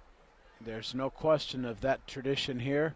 Coach Baker, Coach Riddell before him have done that well, and there's another version of the shovel pass. And that time the shovel pass for a very short gain on 1st down. Now we're seeing Bryce Farrell continue to get involved. That's been his best play of the game. Farrell's taken one for 46 yards, another one for 54 yards and a touchdown. That's been the best play for this Oaks Christian offense. Keep it close to the line of scrimmage, let your blockers block downfield, and then let your speedster and Farrell just go to the second and third levels of this defense. Second and long, 4 minutes remaining in the second quarter. The Lions lead 28-7. Pump fake. Now going deep to Pittman, and it is caught at the 20-yard line. Micah Pittman coming down with the ball. And I believe for the first time all night, we now see Matt Corral into the game at quarterback. These numbers are a bit difficult to kind of find in terms of, Corral is making his first plays of this game, and he put it right on the money to Micah Pittman. How about that throw by Corral and the great catch by Pittman? Well, if you're Coach Willard, you can't win at this point. The series before, he goes to a double coverage on the outside, and the Lions go right up the middle with the run and the pass. Corral keeps it here on 1st and 10, and now going past the 10 all the way down to the 5, 15-yard gain. And back to what you were saying with Coach Willard, defensively, it's just a tough challenge. Well, right. So they got beat over the middle in the previous drive to get the 28th point, so now he went to a single coverage on the outside, and immediately the Lions spot it, and Corral throws the fade route one-on-one. So at this point, the Lions have all the answers. The Lions have been excellent on offense. And Brandon LeBrie, the normal starting running back, we have not seen much of him tonight. But now with Corral into the game, you have to suspect LeBrie might start getting some touches. It is 1st and goal, ball on the 5. Corral throws it to Parkinson. Parkinson brings it in for the touchdown. And Colby Parkinson, just the big body, 6'7" receiver. You throw that fade route away from the defense, and it's just a matter of him going up and getting it. Yeah, what a phenomenal athletic throw and catch that was from both parts. Obviously, the Lions are very well schooled, and they really do take what the defense gives you. I haven't seen a forced play tonight, so one of the things I always look for, especially with a top-ranked team, is are they just making plays because they're better, or are they making the correct play and they have great players? And it's obviously answer B. The Lions not only are loaded with talent, but they are very intelligent the way they use it. And it's been quick scoring as well. There hasn't been an 11 or 12-play drive. They've been able to go down the field, get chunk plays, and do it with a bunch of different playmakers. We saw kind of the bench players step in for the first quarter and a half and do well, and now it's Corral, LeBrie out there on the field, Micah Pittman with the big gain down this sideline, and then Colby Parkinson. But also, for Oaks Christian, the defense has been pretty good too. There's no doubt with the fact that you have 6 sophomores, you have a couple freshmen into the mix, and they've made it not a nightmare, but they've made it a real challenge for this Camarillo offense from the start. Yeah, they've been very well prepared. The Scorpion shifting hasn't bothered them. And really that defense has kind of stayed home and just rallied to the football. 35-7, Oaks Christian leads here at home, start of Marmonte League, in the first ever meeting between the Camarillo Scorpions and the Oaks Christian Lions. It's been one of those games where everything that could go right offensively outside of one play has in the early going. The kickoff will be deep once again, and this time almost returnable, but goes into the end zone for another touchback. And for Camarillo, the one score they had, Will, it was a 25-yard possession where the defense made a difference and made a big play. This offense, I understand the confidence level has grown as the season went on, but you are mixing and matching 2 quarterbacks. For the offense at this point, how do you gel as an O-line knowing you have a lefty quarterback who's more of a drop-back passer, a righty who's more athletic, just different types of quarterbacks, different arms? How does that factor into this offensive line? The quarterback situation is obviously very challenging for the offensive line because it's hard to get that consistency and continuity in communication and just in familiarity. Camarillo trails by 28. It is Hugo in at quarterback, throws a quick pass to the outside, and it's caught for a short gain by J.C. Reyes. Only a pickup of about 1. It will set up 2nd and 9. The Lion defense again swarming, moving very well from side to side. They are very sound, they are stout, and they keep it pretty simple with what they do. Yeah, they've been very effective. Very few missed tackles the entire night for this Lions defense. On 2nd and 9 from the shotgun. It is Hugo. He throws it deep, and it's nearly intercepted. That time it looked like it was intended for Dowling. Also in the area was Cottrell, and nearly making the interception, but unable to bring it in was Ben Raymond, the junior defensive back. It was right at the numbers, and he could not bring that in. It could have been an interception. You have to wonder there. The Lions, Raymond in a single safety look, which is usually it means the middle of the field is closed, and they still opted to throw the ball there. So you have to shake your head a little why that ball didn't go out to Cottrell once again. 3rd and 9, handoff goes to the running back Aaron Lamb, and he picks up 14 yards. A great run by Lamb on 3rd and 9, and it caught the Lions off guard. They were not expecting that. No question. The Lions were planning to drop 7 to 8 players into coverage, and the draw worked very well. 1st and 10, ball on the Scorpions' 36-yard line. Hugo hands it off to Lamb once again. Lamb does not go down, keeps his balance, and goes all the way up for 11 yards and a first down. Nearly brought down 3 yards past the line of scrimmage, cut back, and then used that low center of gravity, all 180 pounds, stays alive, and he's averaging right around 6 yards per carry that time. A great 10-yard gain. Actually, they're going to call it just short, so he must have been down right before that ball crossed the marker. So 2nd and inches.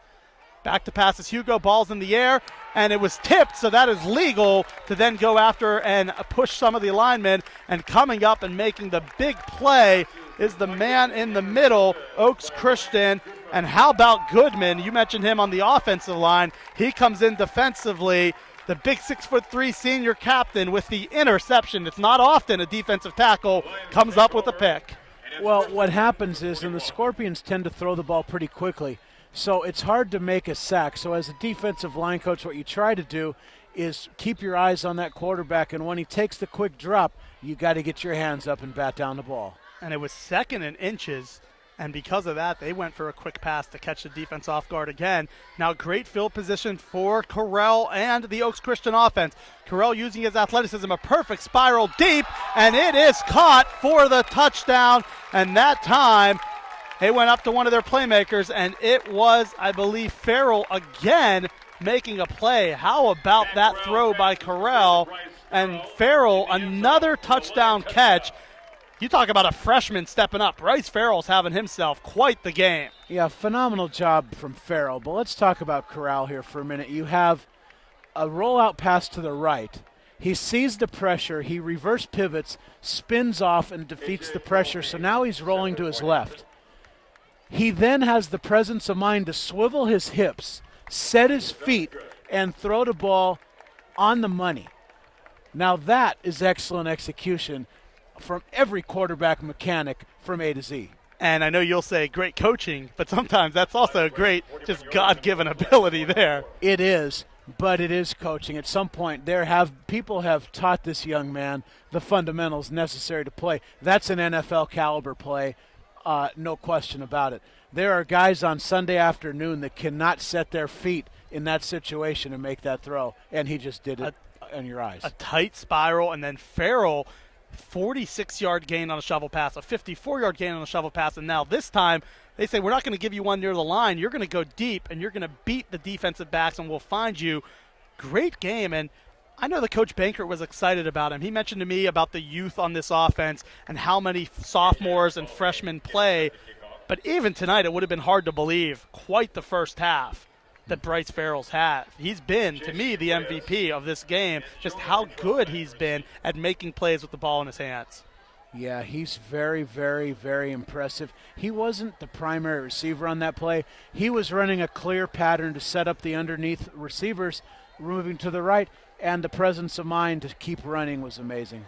First time it's not a touchback tonight, and Camarillo will return it up past the 20 to the 22-yard line, a minute 31 remaining. And you're right, it was supposed to be a short pass, and that shows the versatility and the athleticism of Carell. But whether it's been Josh Calvert and now Matt Carell, 42 points offensively. The only possession that they did not score was the Michael Pittman fumble. This Oaks offense has it rolling right now, and after the defense forced a turnover, it was nice in a way to say, let's reward our defense for getting the stop and making a play, and now a 35-point deficit for Camarillo. Yeah, there is no question about it. The Scorpions are have dug into a pretty bad hole here. And again, Coach Willard, the young team, they've got to just keep playing, keep competing, and try to mount a drive together. And more than anything is try to keep Oaks Christian's offense off the field. 1st and 10. The handoff to Dowling goes nowhere. It will be a loss of 5, and it's now 2nd and 15. Colby Dowling has shown the ability in passing to be able to make plays, but right now the running game has just not been there for Camarillo, and that is something we talked about on our Periscope pregame and then in the early stages of this game, is just how much Coach Willard needs this running game to get going to win tonight, and so far the Lions have shut them down up front. It's very difficult to run the ball when there are 8 Lions crowding the box. In that first down situation, you can see now they're dropping off a little more, but nope. They again roll the 8th player, and you have to take advantage on the outside where you have your best receiver one-on-one. It's now Dowling getting the direct snap, and once again, not much going on the ground as they are just trying to change things up. We've seen a couple different quarterbacks in there with Moss and Hugo. This time Dowling not able to get anything going on the ground, and that could very well be the final play of the second quarter as the clock continues to wind. And with a 42-7 deficit deep in their own territory, it appears the Scorpions are content to head to the halftime down 35 as they go briefly to huddle up. But what a first half by the Lions, and it was the backup quarterback Josh Calvert, then Matt Corral, and we've seen the playmakers Parkinson, Pittman, Farrell all step up. Just a really dominant performance and great offense, defense, and special teams all around. No question about it. I think it's safe to say that the Lions stayed sharp as Coach Banker was concerned about their focus. I don't think they lost a drop. The focus has been there, and we will be back in the third quarter. We'll step aside. You're watching the VCS Preps Game of the Week. Kent Brown and Will Cowan from Oaks Christian. The Lions lead the Camarillo Scorpions 42-7 at the half. Chick-fil-A, hamburgers and cheeseburgers, hot dogs and corn dogs, pizza and Jersey fries. Enjoy. And ladies and gentlemen, please direct your attention to the field to enjoy Jamada and your OC Drumline.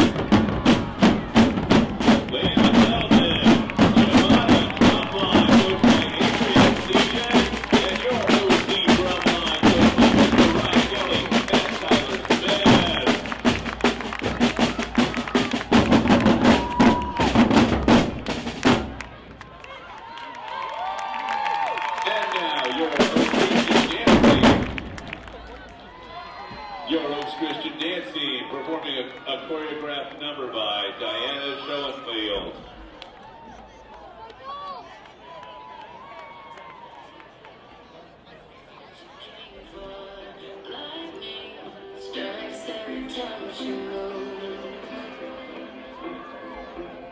And everybody's watching her, but she's looking at you.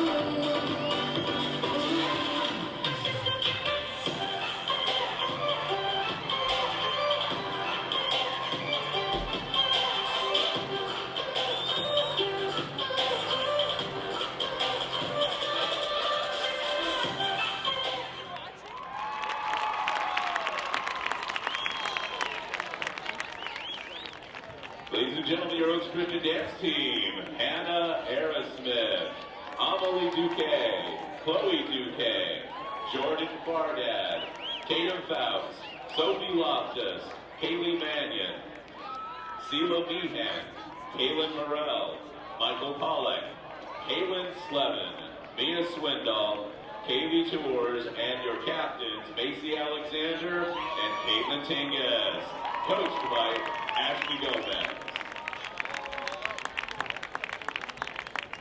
And now your Oaks Christian cheer team.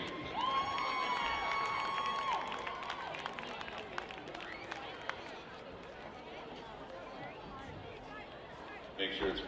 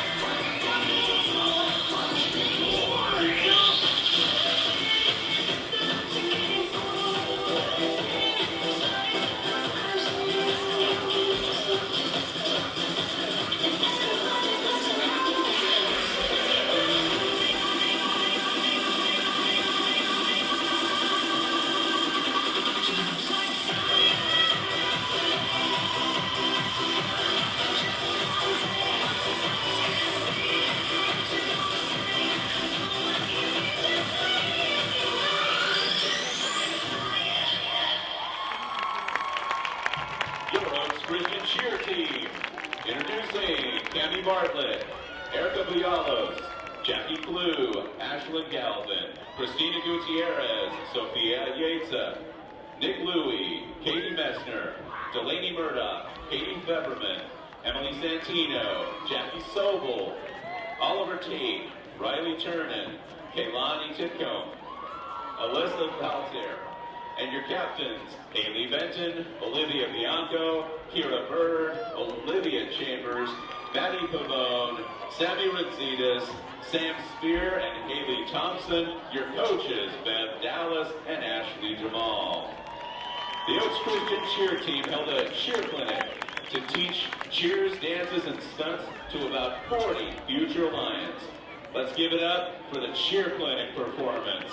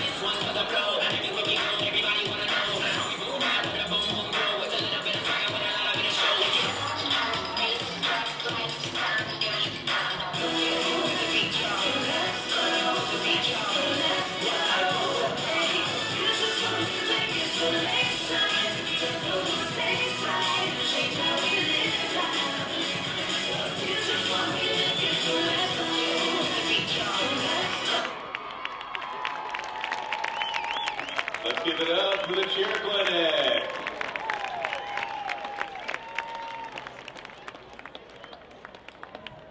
And ladies and gentlemen, as a special treat, we're inviting the Camarillo High School cheer team to perform. Give them a warm welcome.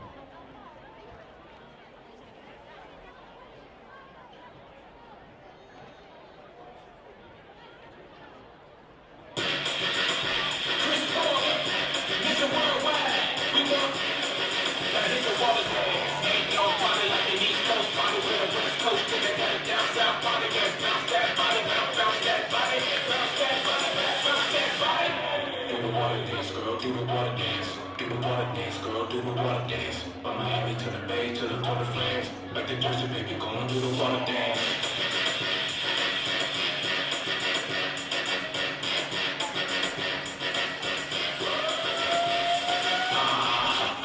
Are you talking my dog? Are you talking my dog? Look back at it like you reversing the car.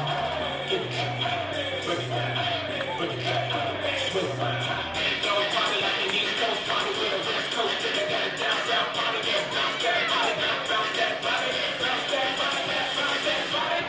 Do the water dance, girl, do the water dance, do the water dance, girl, do the water dance. From Miami to the Bay to the Port of Flames, like the Jersey baby, go and do the water dance. Give it up for Camarillo High School cheer team.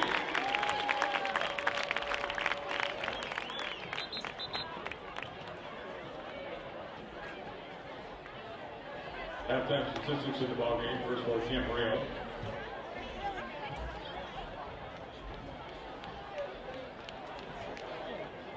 Passing, Moss is 1 for 2. Hugo was 3 for 6. With a total of 4 for 8 passing for 25 yards.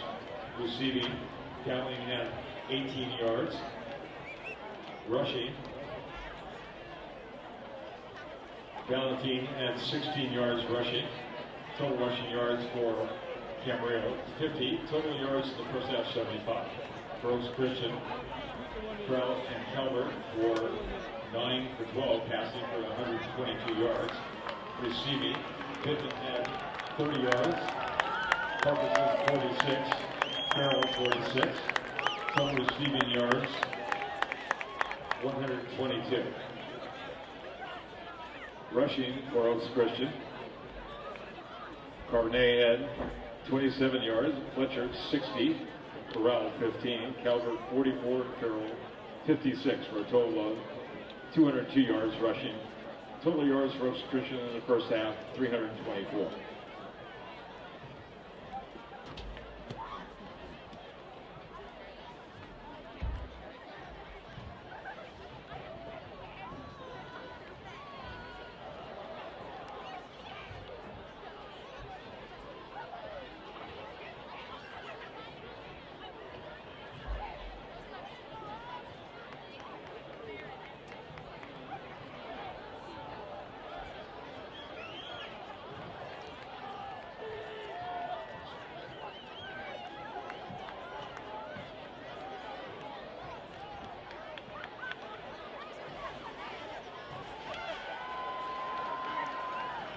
Please welcome the Scorpions back out on the field. Welcome back to the VCS Preps Game of the Week. Kent Brown alongside Will Cowan as the Oaks Christian Lions lead at the half 42-7 over the Camarillo Scorpions. And it has been a fun, exciting game in terms of Oaks Christian's offense. Really from the get-go, Will. They came out hot. Josh Calvert getting the start tonight. Their first 4 touchdown possessions, he had 2 on the ground, 1 through the air, and then another very short shovel pass in which Bryce Farrell, the freshman, took off. They went with youth early, and then Matt Corral, Brandon Labrie, Michael Pittman, Colby Parkinson, the veterans, came in towards the end and really dominated. It was just a great effort in the first half from the Lions. There's no question about it. The Lions were able to spread the ball around, use many targets, and execute. And again, one of the points I felt like we discussed earlier, but it's worth mentioning again, the Lions take what the defense gives them. They make it look easy, and the ball tends to find the open part of the field more often than not. And then for the Camarillo Scorpions, they went with both quarterbacks, and it was a struggle. There's no way to put it around that. Jonathan Hugo getting the start. He's definitely the more accurate passer according to Coach Willard. Jake Moss, the more athletic quarterback. And in the first half, I think it was smart what the Lions did is they stayed in their base defense. They made it tough and challenging to throw the ball downfield, and then that defensive front really won the battle of the line of scrimmage, and there was no daylight for Aaron Lamb outside of 1 or 2 carries. That's correct. The Lions staying in that 8-man front, very tough up the middle, forcing the Scorpions to beat them horizontally to the perimeter, probably not a strength of Coach Willard's offense. 42-7 is the lead for the Oaks Christian Lions. They are 5-2. This is the start of Marmonte League play, the first meeting between these two schools. And for Camarillo, they move up. They were a team that, as you mentioned, schedule challenging, won big games over the years, and earned the right to be back in the Marmonte League. And now they are going to be tested here these last few weeks, but they're trying to make their stamp here in the second half. Ball's going to be caught by Reyes. Reyes fakes it to Cottrell. Now Reyes around the left side, stopped short of the 20-yard line, and Camarillo once again will start off inside its own 20. Yeah, Camarillo field position's been a struggle all night. One of the few kickoffs that actually was returned that we've seen so far tonight without a touchback. And we'll see if the Scorpions can establish some rhythm. Jonathan Hugo and Jake Moss. Hugo, a 6'5" senior. Moss, a 6-foot junior. Aaron Lamb, of course, the bell cow for this offense. 12 combined touchdowns, and he's not just a power player close to the line of scrimmage. He's had a 70-yard touchdown. He has certainly been very effective throughout this year. They open up 3 wide near the wide side of the field, approaching your television screen, and Aaron Lamb is the single set back. The handoff goes to Lamb. Lamb up the middle, and he picks up about 5 yards, sets up 2nd and 5, and a good start. As we've seen Camarillo a couple times tonight get behind the sticks on first down. That time they pick up half their needed yardage. Yep, good job, good start there from the Scorpions. The offensive line trying to set the tone early that they're going to continue to compete and make the Lions work. You have to think one of these times, Cottrell deep might be worth going to. It's been challenging to try to throw the deep ball. There hasn't been a lot of time in the pocket, and on top of it, Cottrell's in a way been a bit of a decoy where they've went for more towards the middle to guys like Dowling and Lazaro, the backs.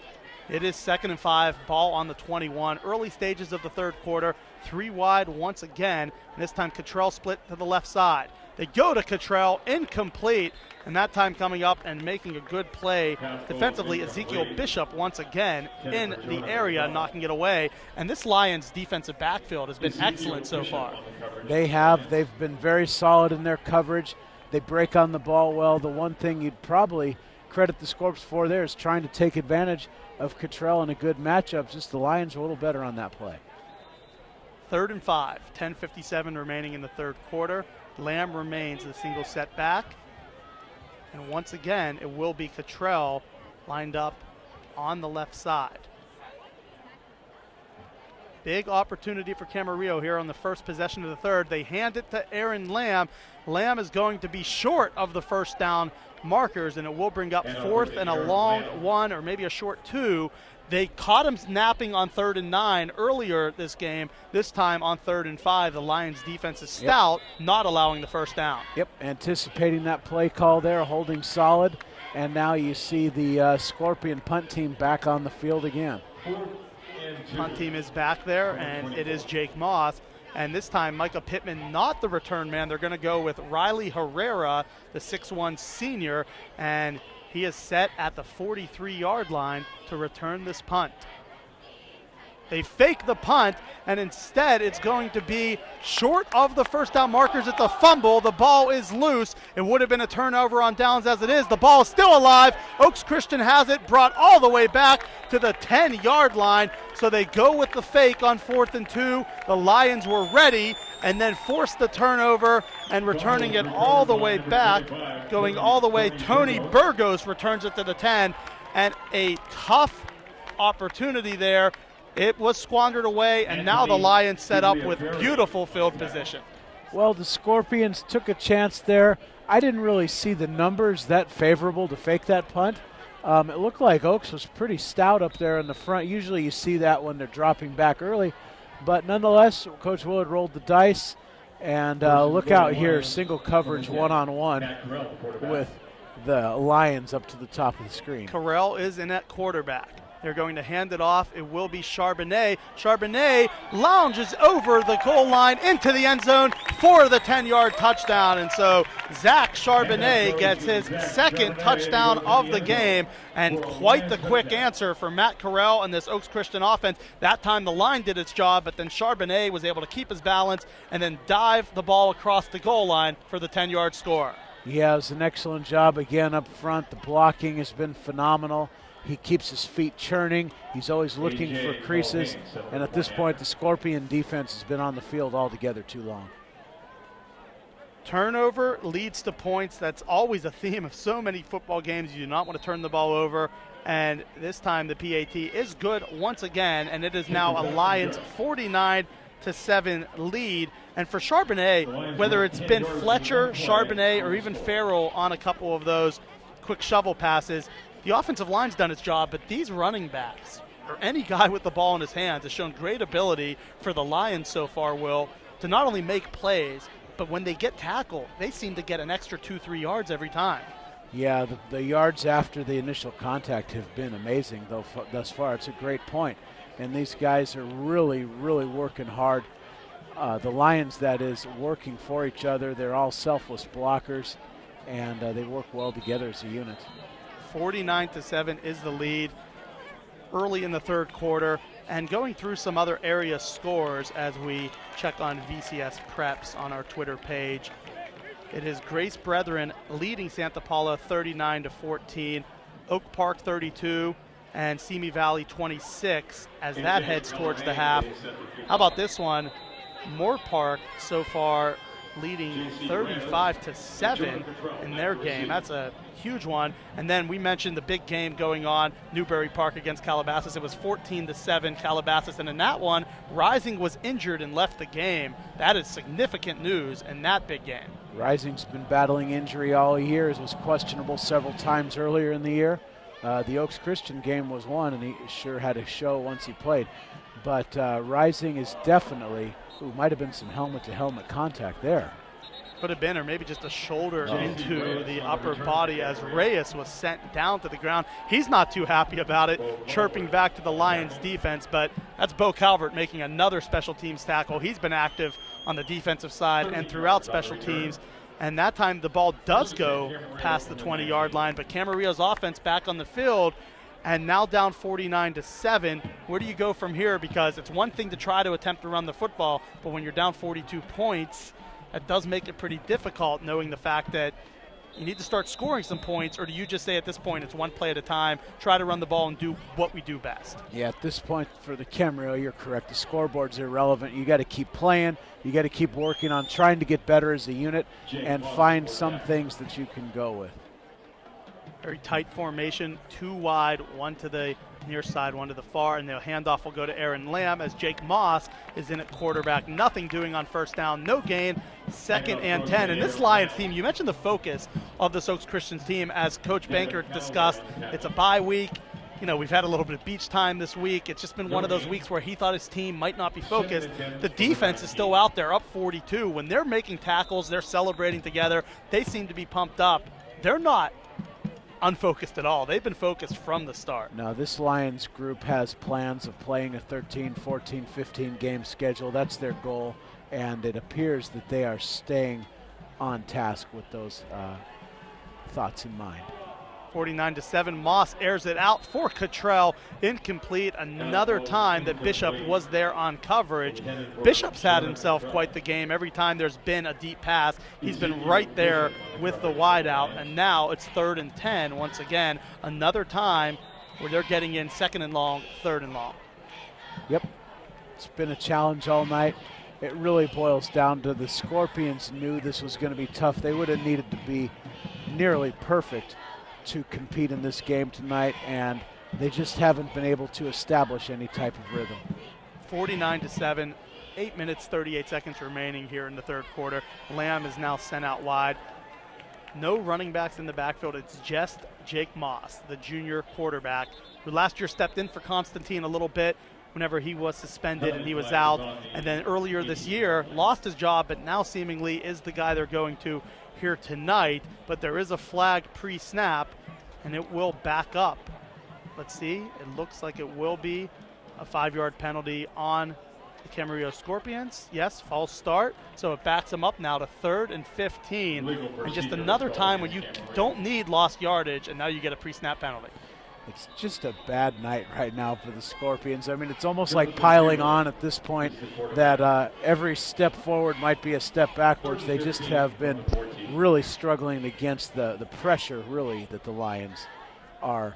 3 wide, Ballantine along with Dowling and Cottrell. There will be flags thrown as the pass was attempted.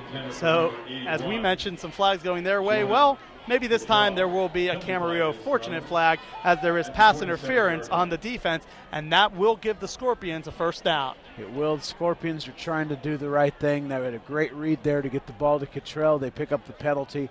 Hopefully they can maybe mount. You know, they've got to put back-to-back plays together, and that's really been the struggle. The Lions have kind of kept them guessing, rolling their coverage between 3 deep and 4 deep. So it's just been a tough go because the front of the Lions have been able to control the run game with basically 6 players. So it allows you some flexibility behind to show a couple different looks. You can see here back to the 8-man front. 49-7, 8 minutes remaining, 3rd quarter. It's now Hugo in at quarterback.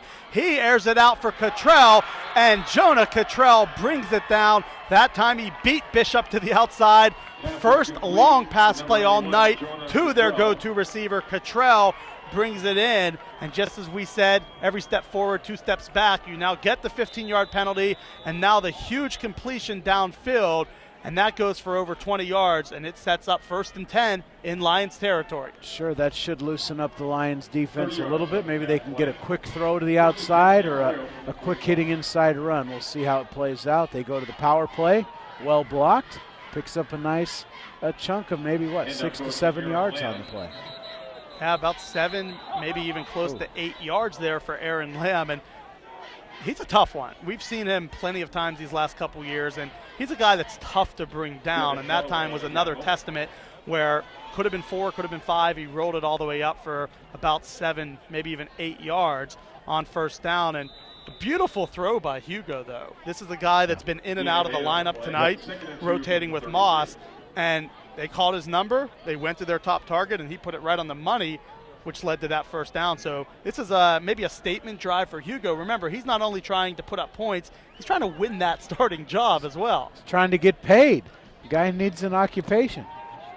Good On read. 2nd and 2, that time they go for a quick post, and it doesn't look like Cottrell. Did he bring it in or did Yep, he not? they're It going to looks give like him the catch. they're going to give it to He's him. still down, though. A bunch of the Lions were saying no catch.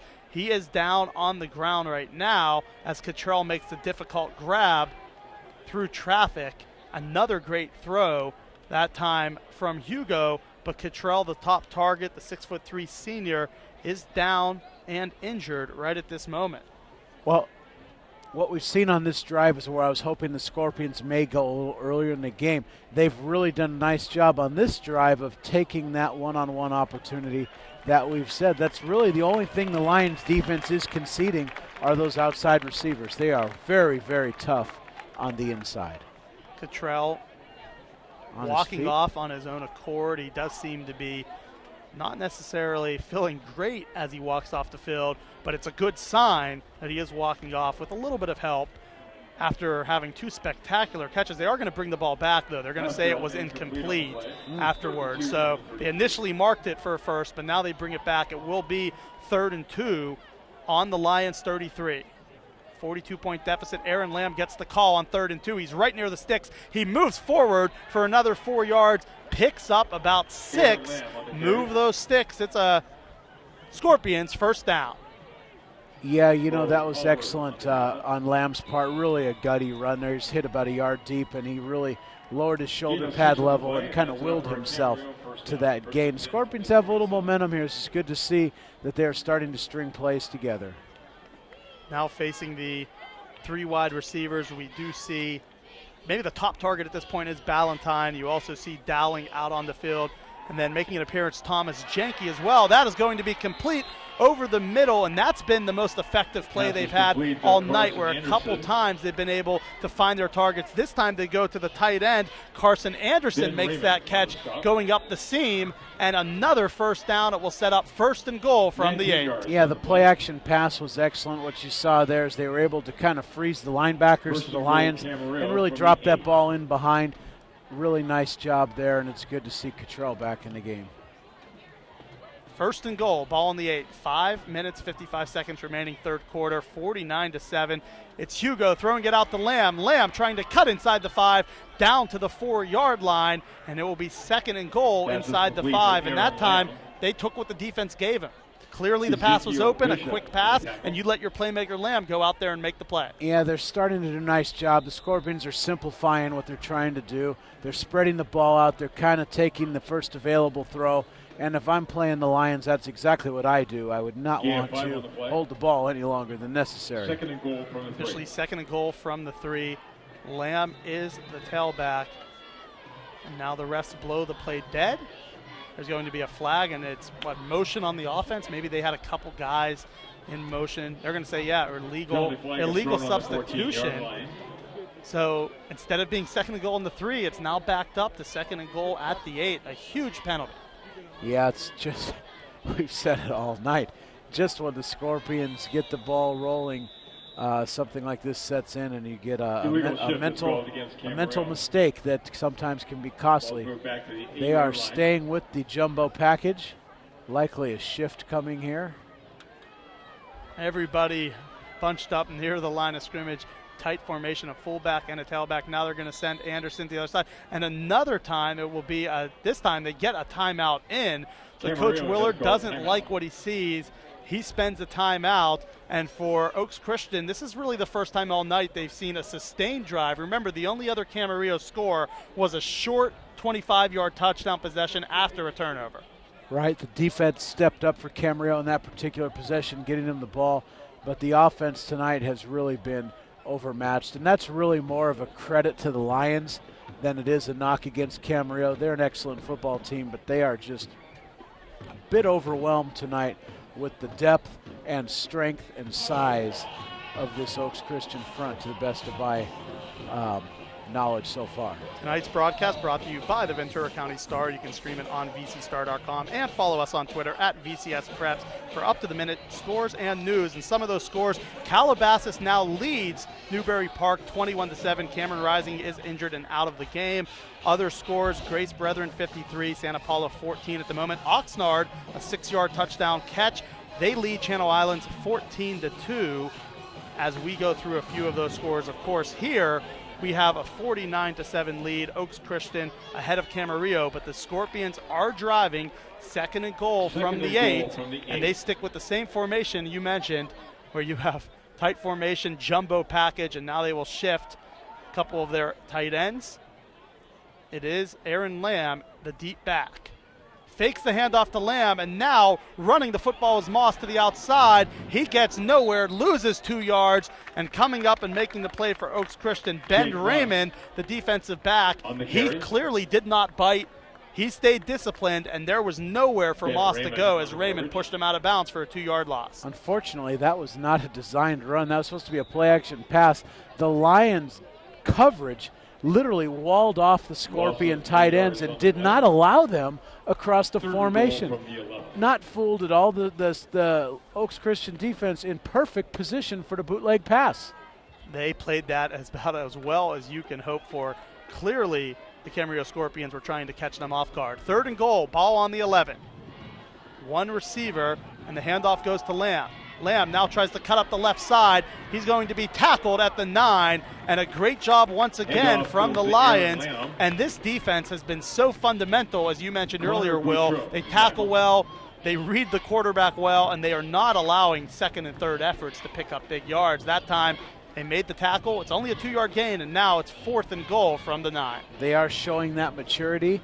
They've done a really nice job defensively over the course of the season, as we can see here, of staying more disciplined, and they've really, in my opinion, done a nice job tonight of staying within themselves. Big 4th down here for the Scorps. Moss remains the quarterback. Cottrell to the top of your monitor at receiver. Down at the bottom, you do have the playmakers with Sam Ballantyne, and now they shift Aaron Lamb out wide. Back to passes Moss, blitz coming, he gets away from it, and this time can he keep it away? Still running from the Lions defense, and now tackled at the 21 for a 10-yard loss, and coming up and making the big tackle, of course, it is who else? Bo Calvert, the defensive end, heading to the USC Trojans. He says, you're not getting away from me, and how about the pressure coming up, getting Moss out of the pocket, and then Calvert coming in to clean it up. Yeah, it was a great job. The Lions, they're relentless. That was a coverage sack all the way, tight man-to-man coverage. Nobody open downfield, and the defensive front staying in their lanes. Really well executed. And Oaks Christian, they've been a team, they're 5-2 this year, but they've given up some points. They beat Chaminade 65-55. They lost to St. Joseph's Prep 49-17 as they went out of the game against a Philadelphia school. They gave up 62 points in a win, 70 points in a loss, and 49 points. So they've been a defense that is trying to figure themselves out. This time, Herrera with the catch. He gets a 1st down, but they've looked disciplined tonight, and that's a unit that Coach Bankert had some concerns about, but they've executed very well. And we know they have a bunch of youth, but they've been great so far. Yep, they've been in the right place tonight. This time it's going to be handed off, and still fumbling the football, and it appears that Oaks Christian has come up with the fumble, but that time it was knocked away. Fletcher had the carry. He fumbles it, but it's recovered by one of the tackles as Nicolo DeFranzo, the offensive tackle senior captain, comes up with the ball. I don't know if anybody noticed that, but Corral, number 2, the quarterback, who is now telling the receivers what to do. He literally blocked somebody downfield on that rush, and it was pretty nicely done. Corral did not start this game, came in midway through the second quarter. Now he's going to go to Parkinson. Deep, incomplete, as he attempted to get the ball. Actually, it wasn't Parkinson. He tried to go to Herrera downfield, And now it sets up 3rd and 5. But Corral has, as you mentioned, he can block, he can move in the pocket, he can escape pressure, and then he can throw the ball on a dime, get his feet set. He's been very impressive from what we've seen from him tonight, but this is really the first time all night he's set with a 3rd and medium. That's correct, and I don't think Coach Baker was real happy with him on that audible right there. He gave him the look to probably at this point in the game not get too creative, but you got to like his initiative there. And again, he got numbers to the short side of the field. 3rd and 5 late in the 3rd quarter, leading by 42 points. Corral completes it, and you mentioned the short side of the field, and they went right to Micah Pittman, who actually set a state record earlier this year against Murrieta Valley. They lost the game, but he had 380 receiving yards in one game. And I got to catch up with his father, Michael Pittman of NFL fame, earlier, and he just said, look, this is only his 2nd year as a receiver ever. He was always a running back in Pop Warner, did not play receiver till last year as a freshman, and he's really blossoming into a go-to wideout. I know he's only a sophomore, but he has excellent hands, excellent speed, and you saw it on that play, just coming back to the ball, knowing where the sticks were and picking up the 1st down. So many fundamentals of being a receiver, and it really takes years to master the craft, but he's off to an incredible start. Again, the Scorpion D shifted to the wide side of the field to see if the action comes into your living room. It does. Final minute of the 3rd quarter, the handoff goes to Fletcher, loses about 2 yards, maybe even 3, and it will be 2nd and 13, as it might be only 1 or maybe no more plays left in this 3rd quarter. But Matt Corral is an excellent prospect. Clearly USC loves him. I think most teams in the country would love to have him committed at this point. He's shown the ability to really be a dynamic dual threat quarterback, and we've now seen that at all levels, high school, NFL, and then of course college, where you need that quarterback at times to be able to escape pressure, make plays with his legs. And Matt Corral has shown that here this evening and really all season. For his 3rd year as a starter, he's extremely polished, and now he's only not a 3rd-year starter. He's a real leader for this team. Yeah, and it's a good point, because even guys like Tom Brady and Aaron Rodgers, they have the ability within the pocket to move and create plays with their feet and then throw the ball down the field. So that is definitely the trend of the quarterback position. You know, let's talk a little bit of the Camarillo defense, number 94. J.J. Mora came up with a big-time stop to force that 2nd down on the run, and it should be credited that he really fought off, you know, a great block. And I'll tell you in a second, as soon as I grab my notes, the block was actually number 72, Dallas Holiday, who is a tank. And Mora was able to fight that block off and make a play, which is really nice to see. 49-7 at the end of 3. Time to check in some scores. You can follow us at VCS Preps on Twitter. Oxnard leading Channel Islands 14-2 after 3 quarters. Moore Park end of 3. How about this? 42-7 over Thousand Oaks. How about that? Thousand Oaks is having a year to forget. I'm sure if you ask Coach Lieben, it's just been a rough go for them all year. Moore Park's been up and down, but they've obviously seemed to be making their strides now and some improvement in recent weeks.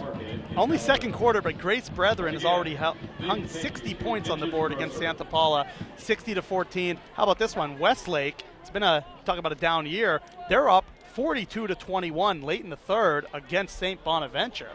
Now that doesn't come as a surprise to me. Westlake has had some rough losses early in the year, but they're a good football team, and that doesn't come as a surprise to me at all. St. Bonaventure's had a few challenges recently as well, but on 3rd and 5, the pass is complete to Parkinson, just short of the 1st down sticks. It will be 4th and inches as the quick pass from Corral. He's telling the coaches, let's go for it. Parkinson, all 6'7" of him, he could not get that ball extended over the line. And now it does appear that they're going to, the linesman saying it is in fact a 1st down. It appeared short. They gave him a good spot, and thus they needed 5 and picked up just 5 yards and moved the chains. But back to the Westlake. Yeah, when those two teams cross paths, anything can happen. That game, you know, that's been a pretty decent rivalry for a while now, so nothing would surprise me in a battle between St. Bonaventure and Westlake. The Lions lead the Scorpions in our game, BCS Preps Game of the Week here at Oaks Christian High School. That pass falls incomplete. Pressure coming from Camarillo, and that time getting into the backfield and making a play with Sam Ballantyne. He's been all over the field tonight. And then also coming up, Jack Holden, the strong safety, who I remember against Ventura had a couple plays that really helped keep them in that game. But now it faces 2nd and 10 for the Lions. But Matt Corral in this offense, so many weapons, a great first half. But the Scorpions, to their testament here in the second half, have played better. It's a very close second half so far. Yes, they have. Yes. That was a busted screen pass there that was so unbelievable. Busted screen pass, but Corral gets away. There is a flag thrown at the 30-yard line as Parkinson goes in for the score. This appears like it will be coming back, and I assume probably some linemen downfield if you had to guess. And with Corral running around like that, you almost can't blame them. And yes, it will be a penalty on the Lions. But how about the ability by Corral? Every time it looks like he's going to go down, he escapes pressure and seems to find somebody, even though it's all coming back. He's an excellent, excellent quarterback with his mobility. In that case, they had a screen set up, and it was unfortunate that ball was not far over the line of scrimmage, but enough to draw the attention of the officials. So we'll back up the Lions as they faced a 2nd and 10. Ball was on the 41. They're going to actually decline the penalty and take an offensive pass interference. So there were 2 separate penalties. They said Parkinson commits a pass interference. So how about that? Not only was there illegal lineman downfield, they say Parkinson committed pass interference. So back the Lions up 15 yards. And now they go all the way to their own 44-yard line, and it will be 2nd and 25. Yep. 2nd and 25 for the Lions. That's tough. We'll see what they come. We'll see what he pulls out of his hat here. Maybe another screen or a draw. He has weapons that can get downfield, and this time they're going to throw it to Fletcher. Fletcher tries turning it upfield, and not much doing, but does pick up about 7 yards. So they need a 25. They get back about a third of it, and now it will be 3rd and 17. Which is so much more manageable than 2nd and 25. Yeah, well, for Oaks Christian, look, just to throw it out there, you have a receiver on the year in terms of Micah Pittman. Pittman's averaging 27 yards per catch. You have Colby Parkinson's averaging 17 yards per catch. You have Bryce Farrell tonight that has been a superstar every time he's touched the ball. Would not be at all shocking if they end up picking this up on 3rd and 17. Back to pass is Corral. Good pocket. Now Corral breaks the pocket, looking to run, keeps his head upfield, and will be tackled at about the line of scrimmage, now pushed out of bounds. So a great job by the Camarillo defense to hold Corral and this offense from picking up the first down. And now it appears it will be time for Oaks Christian to probably punt the football.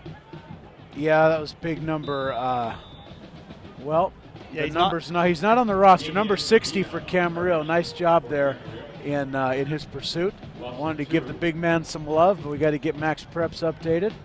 Yeah, that time one of the linemen not officially on the roster with that number, but just a great effort by the defensive line there, hold and contain, and then as Corral got to the edge, it wouldn't have been a surprise if Corral ends up finding somebody downfield. Great coverage, great ability up front to push him out of bounds, and actually lost a yard there to make it 4th and 18.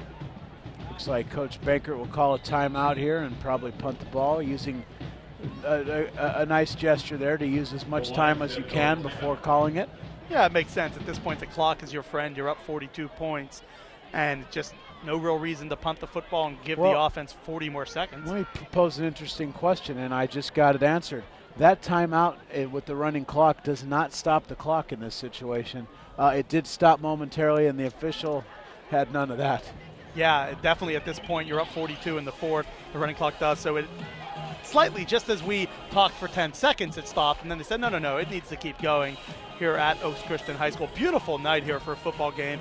Camarillo had a bunch of fans turn out for this one, and for Marmonte League, and as you mentioned in the Periscope pregame, it's exciting for Camarillo to now join this league with just so many just good programs, and it's a step up. There's no doubt about it. It's going to be a challenge, as Coach Willard said, but this is what they've been playing for these last couple of years, is to now play against the best, and there's no doubt when you go into the Marmonte League, you're going to play the best every time.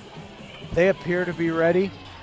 They appear to be working really hard, And when I say ready, I mean ready for the average amount of talent within the league. Obviously, Oaks Christian is no easy task for anyone in the county, as we saw, but the Scorpions are playing pretty hard here so far, and now they got eminent punt return to see how that goes. And this will be the first punt of the game for Good Oaks point. Christian. Carell is their normal punter, and he is back deep to punt. It will be Reyes lined up at the 18-yard line. So the first punt for the Lions all game. Carell punts it away. Reyes runs up and catches it at the 19. Has pretty normal field position for Camarillo tonight as they start inside their own 20 as Camarillo takes over. To sort of recap how this game flow went, it was early in the game, Josh Calvert, the sophomore quarterback for Oaks Christian, came in. He led them to 3 straight scoring drives, 21-0 Oaks Christian led at the end of the first. Second quarter, Camarillo forces a fumble, gets a touchdown, makes it 21-7, and then since then, it's been a healthy dose of Matt Carell mixed in with Colby Parkinson, of course, Michael Pittman, and then really a freshman who's just stepped up big tonight and continued to make plays, Bryce Farrell, with 2 touchdowns and then a very lengthy 48-yard catch. And now the lead is built up to 49-7 as we are in the closing stages of this fourth quarter. Back to pass is Moss. He completes it to Aaron Lamb. Lamb turns it upfield, has the first down, and now a couple more yards as he continues to fight for yardage up to the 30. And Aaron Lamb, there's no quit in this Camarillo team, and especially Aaron Lamb. No, that's good to see Lamb and the Scorpions still pounding away on that ground game, staying true to their form and what their philosophy is as a team to make sure that run game is effective, and they are continuing to work on it. First and 10, and it's also nice to know that Cottrell, who was banged up a few minutes ago, has come back into this game a couple times. And now it looks like Camarillo's going to get a few of their younger guys in. Janke hasn't played a ton tonight in terms of been that much of a receiving threat, but he's out there on the left side. They hand the ball off, and nothing doing for Colby Dowling. That was the time when you run that option, you probably want to keep that one. Instead, he hands it off to Dowling, and there's nowhere for him to go. Yeah, they've gone to that end around a couple times tonight, maybe once to the well too often. The Lion D, and they've been subbing graciously and moving all their players through, but that's tough. And now for Oaks Christian, you start to look at things. They're 5-2. They'll move to 6-2, 1-0 in the league. They're at St. Bonaventure next week, and then they end the season against Westlake right here at Oaks Christian High School at Bill Riddell Field. They could set themselves up well, and really, as you said, they want to play 13, 14, 15 games. It appears like Oaks Christian certainly on track for that as another sack happens in the backfield. This defensive front, they're not sending a lot of blitzes, but they're getting home just with their normal 4-man front. And you have to like the way this team's playing and really its chances to maybe win out and thus enter playoffs at 8-2. They look really good. Oaks Christian fundamentally sound. They stay in coverage. They stay in their rush lanes, and they are a handful for any offensive line. And the Scorpions are certainly not the only team that will have a hard time handling this Oaks Christian front. They are aggressive and they are disciplined. 3rd and 21, Moss back to pass. Now Moss will take off. He runs with the football past the original line of scrimmage all the way up to the 37-yard line. So an 18-yard gain. It will set up 4th and 3. And with 2.5 minutes left in the fourth quarter, unaware if Coach Willard will go for this, but a great run by Moss, and that time he went full steam ahead for 18 yards. There's no question. Moss, they're working. You had a 4th down play here. They really need to see what they can come up with here. Maybe a quick throw to one of the seam routes might be available with the split safety look. We'll see if the ball goes there. Empty backfield. Now they send Dowling to the receiver. They go for the screen pass, knocked away as it's intended for Ballantyne, and a great job from this defense. And for the Lions, the defensive backfield has allowed maybe 2 or 3 deep passes, but for the most part, it's been pretty good. And that's a confidence booster because I mentioned they've given up a lot of points on several occasions this season. This defensive backfield tonight, though, has been near the receivers pretty much every step of the way. Yeah, I really feel that sometimes Camarillo's offense tonight, sometimes you can outthink yourself. And sometimes when you motion into an empty backfield, it takes away the entire option of the run. And usually it is a quick hitting screen, and the Lions D was ready as they are back on the attack here, untouched for about 15 yards. Absolutely a great gain on first down, and that's been what they've done all night. Fletcher's been the main back here, and we expected Charbonnet, he's had 2 touchdowns. Brandon Labrie, we have not heard from him, the senior running back who has led the team in yards and carries this season. But that time Fletcher rips off about 15 yards, and now the clock approaches 1 minute remaining in this game as the Lions will move to 6-2. They lead 49-7, and from the start it was Calvert early, and now we've seen a lot of Corral as this game went on, and now we see our third quarterback in with Trey Johnson. Johnson, the junior quarterback, he's getting some touches. So all 3 quarterbacks on the depth chart have gotten involved in this game, and I don't know, they're probably just going to run the clock out, but it's good to see Johnson come in and get some playing time here. No question about it. It's really nice to see the distribution, and Coach Banker tonight has really made sure he's utilized as many players as he can. And I'm really impressed with that so far. 2nd and 4, ball on the 11. It remains Johnson at quarterback, Fletcher in at tailback. The handoff goes to Fletcher, picks up about 2 yards, and now the clock will go down under 10, and that will do it here for the night on our VCS Preps Game of the Week. The final score, the Oaks Christian Lions 49 and the Camarillo Scorpions 7, as Oaks Christian improves to 6-2, 1-0 in the Marmonte League, and the Camarillo Scorpions fall to 2-6, now 0-1 in the Marmonte League. In terms of playmakers, this Oaks Christian team is loaded with them all over the field tonight. But how about Josh Calvert coming in to start this game, and he goes 4 out of the first 5 possessions. There's a touchdown. That says a lot about this team, where they can go into the well, bring in some backups, and yet there's no drop-off. No question about it. Oaks is set to play a long time. And congratulations to them on really an excellent effort tonight. So final words on this game, Will. It's been an excellent effort from Oaks. I think for Camarillo, we know that they're a young team. They're only going to get better. We see what they do when they have upperclassmen and they have skill. But for them, they get their feet wet now in the Marmonte League Game 1. Hopefully there's some more promise as the season goes on. Yeah, there's no question about it. I see it clearly. I think the Scorpions really just need to continue to keep their head up and really look forward to the future games. None of them are easy in this league. They know that, but they really are trying to do the right things. Just tonight, a little bit outmatched. That will do it here at Thorson Stadium. Kent Brown and Will Cowan. We do want to thank Anthony Placencia, our producer, and you can follow us at VCS Preps for the latest up-to-minute scores and news, and of course VCStar.com. Signing off from Thorson Stadium at Bill Riddell Field. Final score, Oaks Christian 49, Camarillo 7, here on the VCS Preps Game of the Week.